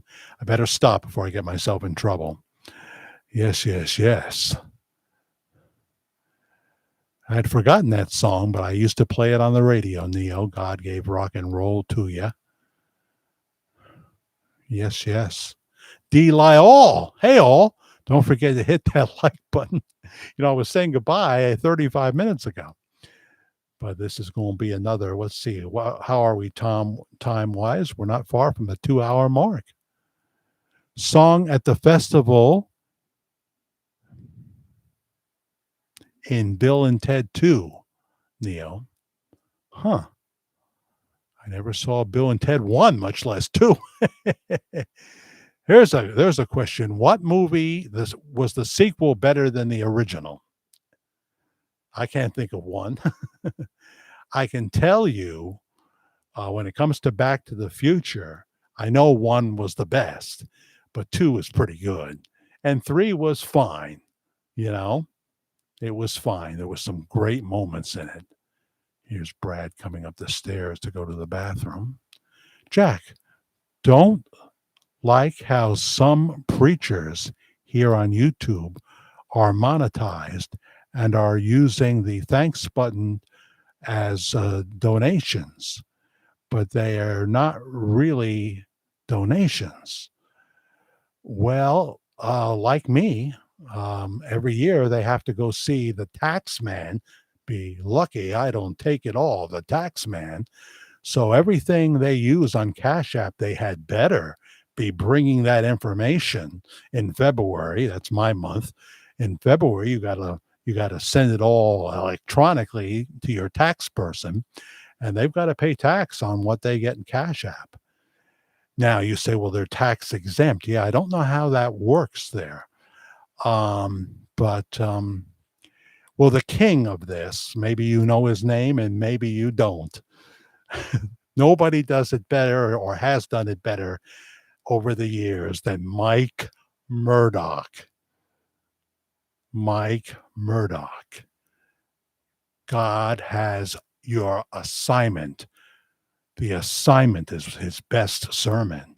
And he's good. He's good. I first saw Mike Murdoch on the PTL Club um, with Jim and Tammy Baker. And he would both preach and sing. And he wrote. He wrote the "You Can Make It." He wrote that for for Jim and Tammy on the PTL Club, and has written. He claims to have written thousands of songs, which he sometimes does live. I think he's a better preacher than he is a songwriter or a singer, for that matter. But he would be known as a prosperity teacher. But I cannot sit here and tell you, even though I know he's made millions preaching the gospel, that I have never been blessed, have never not been blessed by a Mike Murdoch sermon. There are times when his flesh appears and he's, you know, he's so clearly out of the spirit. But there are times that I say, wow, that's good teaching right there. That's good teaching right there. And he's not the only preacher that's like that, you know. Um, I mean, for goodness sakes, God used a preacher that I thought I hated to bring me to himself, to bring him to Jesus, to bring me to Jesus. You know, he used Jimmy Swaggart. I used to say, oh, this redneck guy, but he's, you know, he obviously hates the Catholics and he hates this one and that one and hates rock and roll and everything else, even though his cousin was part of the creation of rock and roll, Jerry Lee Lewis. And then his other cousin, he says, my family's something. I got one cousin that started rock and roll, another one that started honky tonk. Mickey Gilley was the other cousin of Jimmy Swaggart. And they did some stuff, all three of them together. So, you know, all preachers, one way or another, find a way. And if they are buying radio time, if they are buying time on television, they have to have a huge budget for that. I don't have that. I get my airtime for free. They put in commercials here, of course. You know, in terms of the prosperity gospel, I think it's way overblown. You know, I think even at the, you know, seeing Joel Osteen with a $10 million home that's probably worth 30 million now and very expensive car and all that. I think it's too much. I don't expect Joel Osteen, the number one preacher on the planet, to be driving a Kia Sportage. I don't, but do you have to drive a car that's, you know, that most times when people drive it, they live in Beverly Hills or someplace like that. Filthy rich people. I understand his books are what made him a ton of money. I don't believe he takes a salary for being pastor of Lakewood Church. And yes, I have noticed the errors and the lack of scripture. He does more scripture than he used to, but I understand when Mike Winger tears him apart, I understand what he's saying. So there you go. Well, anybody else new come in? What do you think about Scientology? I totally disavow it.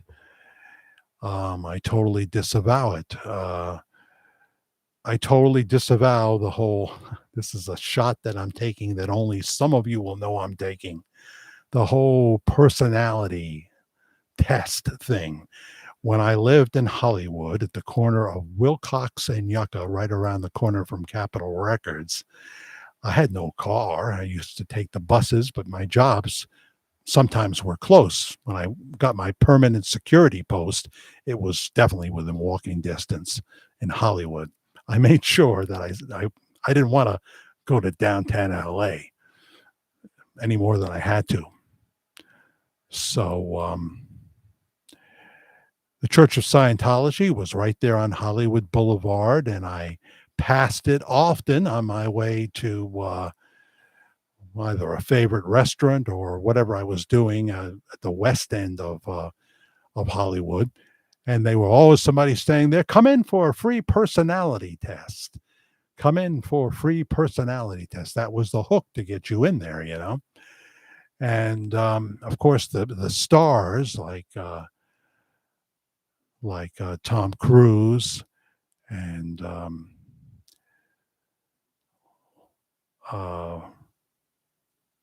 Priscilla Presley, Lisa Marie, for a season, they were treated much differently than the guy who came in off the Hollywood Boulevard to take the personality test. You know, Joe Blow. They were treated much differently. But we don't have to spend our time talking about the different kinds of personalities. This is going to sound like a shot to someone who knows what I'm referring to, because when we get to the point where we can submit our flesh to Jesus, none of that matters, because he does have an assignment for us. He can alter our personality. He can cause us to have a boldness and a courage that we never thought we had, and we didn't have it. It comes from God himself. It's imparted by the Holy Spirit. So that's all I have to say about that.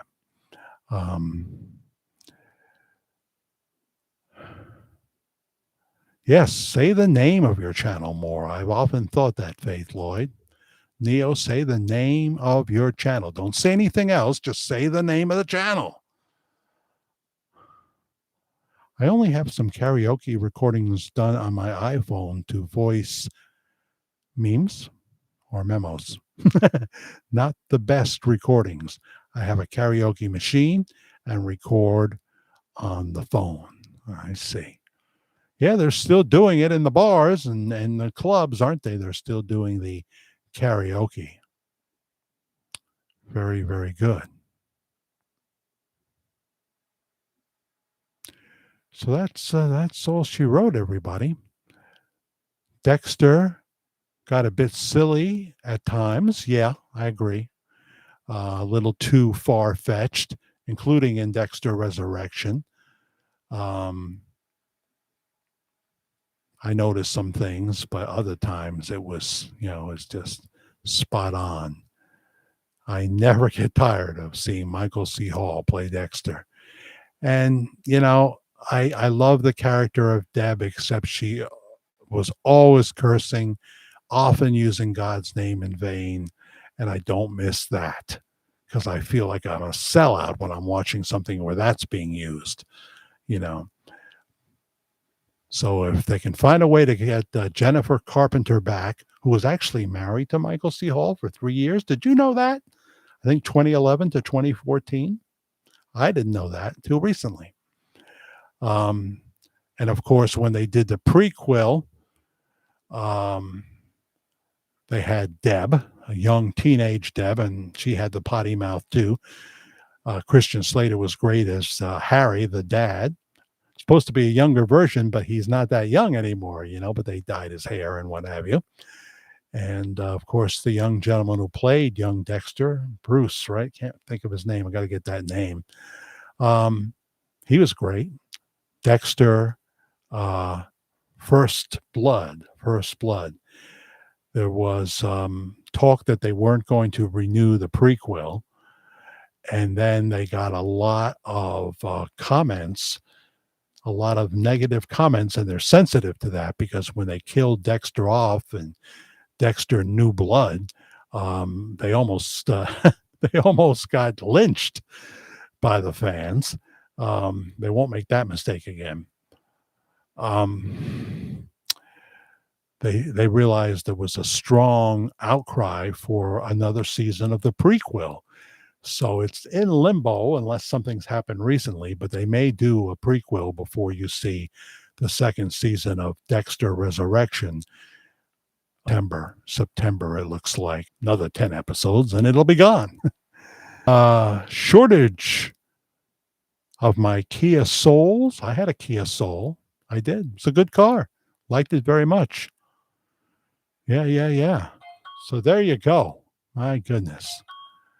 I went an extra 45 minutes. I did. And Vinny, you didn't have to do that. I was thanking you for last night by staying on, Once again, Vinny hit the Cash App, Media Guy 56, lowercase letters, Media Guy 56 for $50 for extending the show. Aren't you a blessing? And the funny thing is, this happens on Sunday nights when we do a Sunday night. Just as you do that, on the second line, my therapist, who gives me my Xanax, a real wonderful Christian man, by the way, named you, took $12.14 from me. So that's the part that insurance doesn't pay. So there you go. God giveth and God taketh away, but it has nothing to do with you.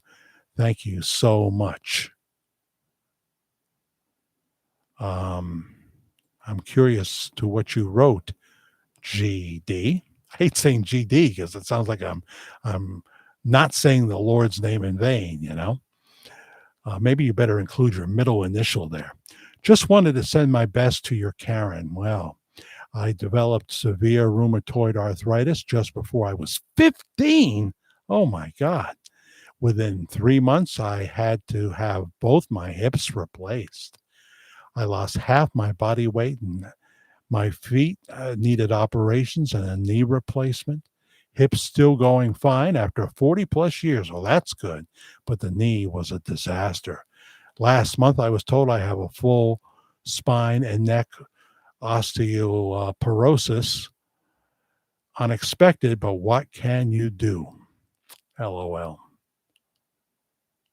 My rheumatoid burnt out after a couple of years, but just before my 18th birthday, I had an accident resulting in a severely broken right femur.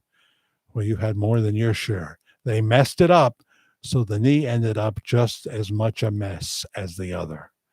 Oy. All I have to do when I start complaining about little things is remember emails like this, remember the suffering in Israel, Gaza, the Ukraine, Russia, because there's innocent people in Russia and soldiers that didn't want to say yes to Putin. But what happens when you say no to Putin, He's a killer. So there you go. Thank you for that inspiration. And thank you, Vinny, for $50 once again on the Cash App. Thank you, Elaine, as well. Thank you, Miss Carter. Thank you, Tammy Griffin. It's turning into a good month here in the early part of October. We were in the absolute basement, And the creator said, well, it's like what Billy Crystal said in Throw Mama from the Train, one of my favorite movies as a comedy. He played a writer, and he said to his student, Danny DeVito, a writer writes.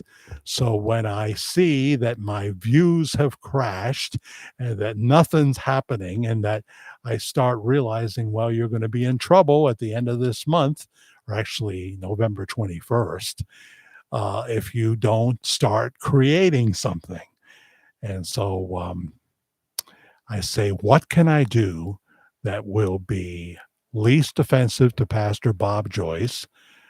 If there's something chronological to report in the storyline, well, I don't create that. He does, or the story itself creates it. And I have to do it. But I try to keep most of the Bob Joyce's stuff as positive as I can. But I get a kick out of people because I have been where they have been. And some of the competition, there's so few left, right? Really. I mean, I know about all the Facebook groups. I don't belong to any of them. But I know when they go through, I'm not going to do Bob Joyce. I'm going to do this and I'm going to do that. And then they get, I know what's coming because it happened to me. You cannot transform yourself into Anthony Bourdain. You don't have the money to do it. You don't have the ability to buy television time like Anthony Bourdain does.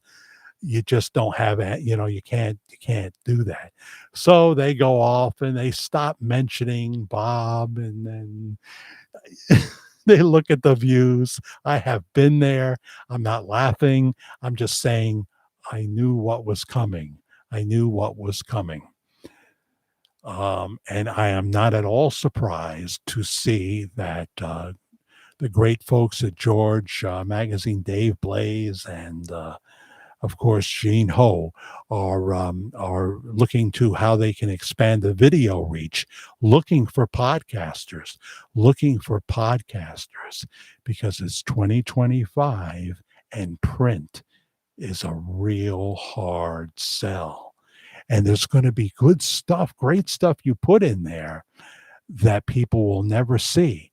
But if you put it in the form of a video, if you find a really gifted speaker like John Wells, I know he's already got his own gig. I know Gene Ho knows how great John Wells is. But if you find somebody like that, or a gifted female like Megyn Kelly, when she's not cursing, if you find somebody like that, then they can bring the magazine alive to a whole new audience. Just giving more information that they probably say, oh, this Willard guy.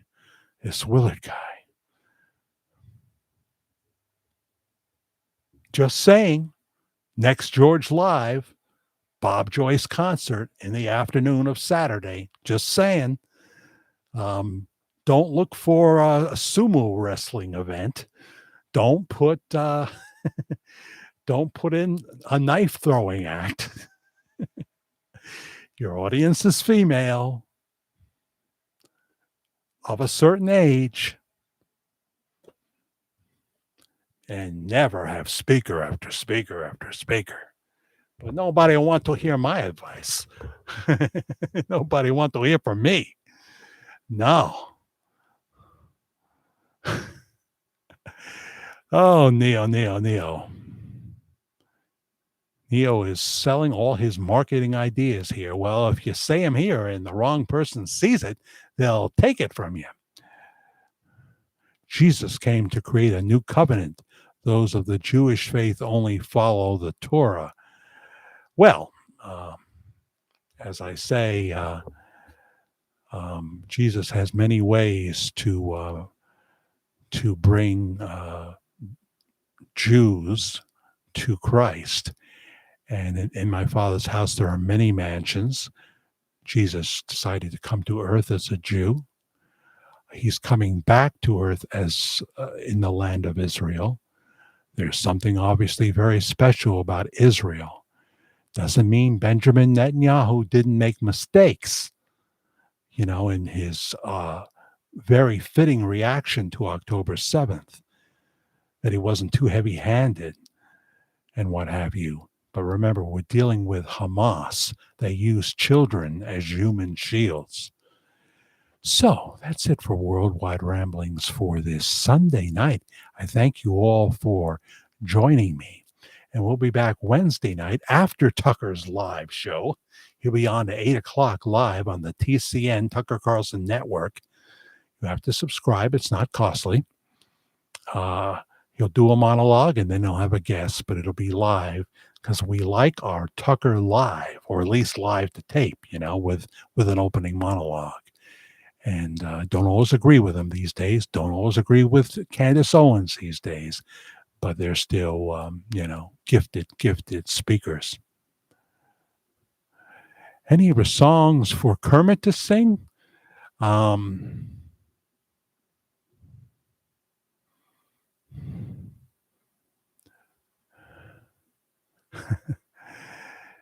I was going to say Day by Godspell. That wouldn't fit the personality of Kermit. So,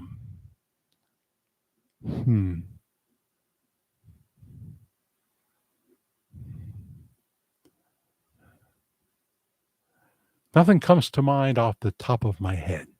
I'll think about it, Neo. Thanks, everybody. Talk to you Wednesday night at 10 Eastern for the next edition of Worldwide Ramblings. Please subscribe, hit the notification bell, and my email, jackthefairguy@gmail.com. Jack the FAIR guy @gmail.com. Bye-bye for now. Been great. Bye.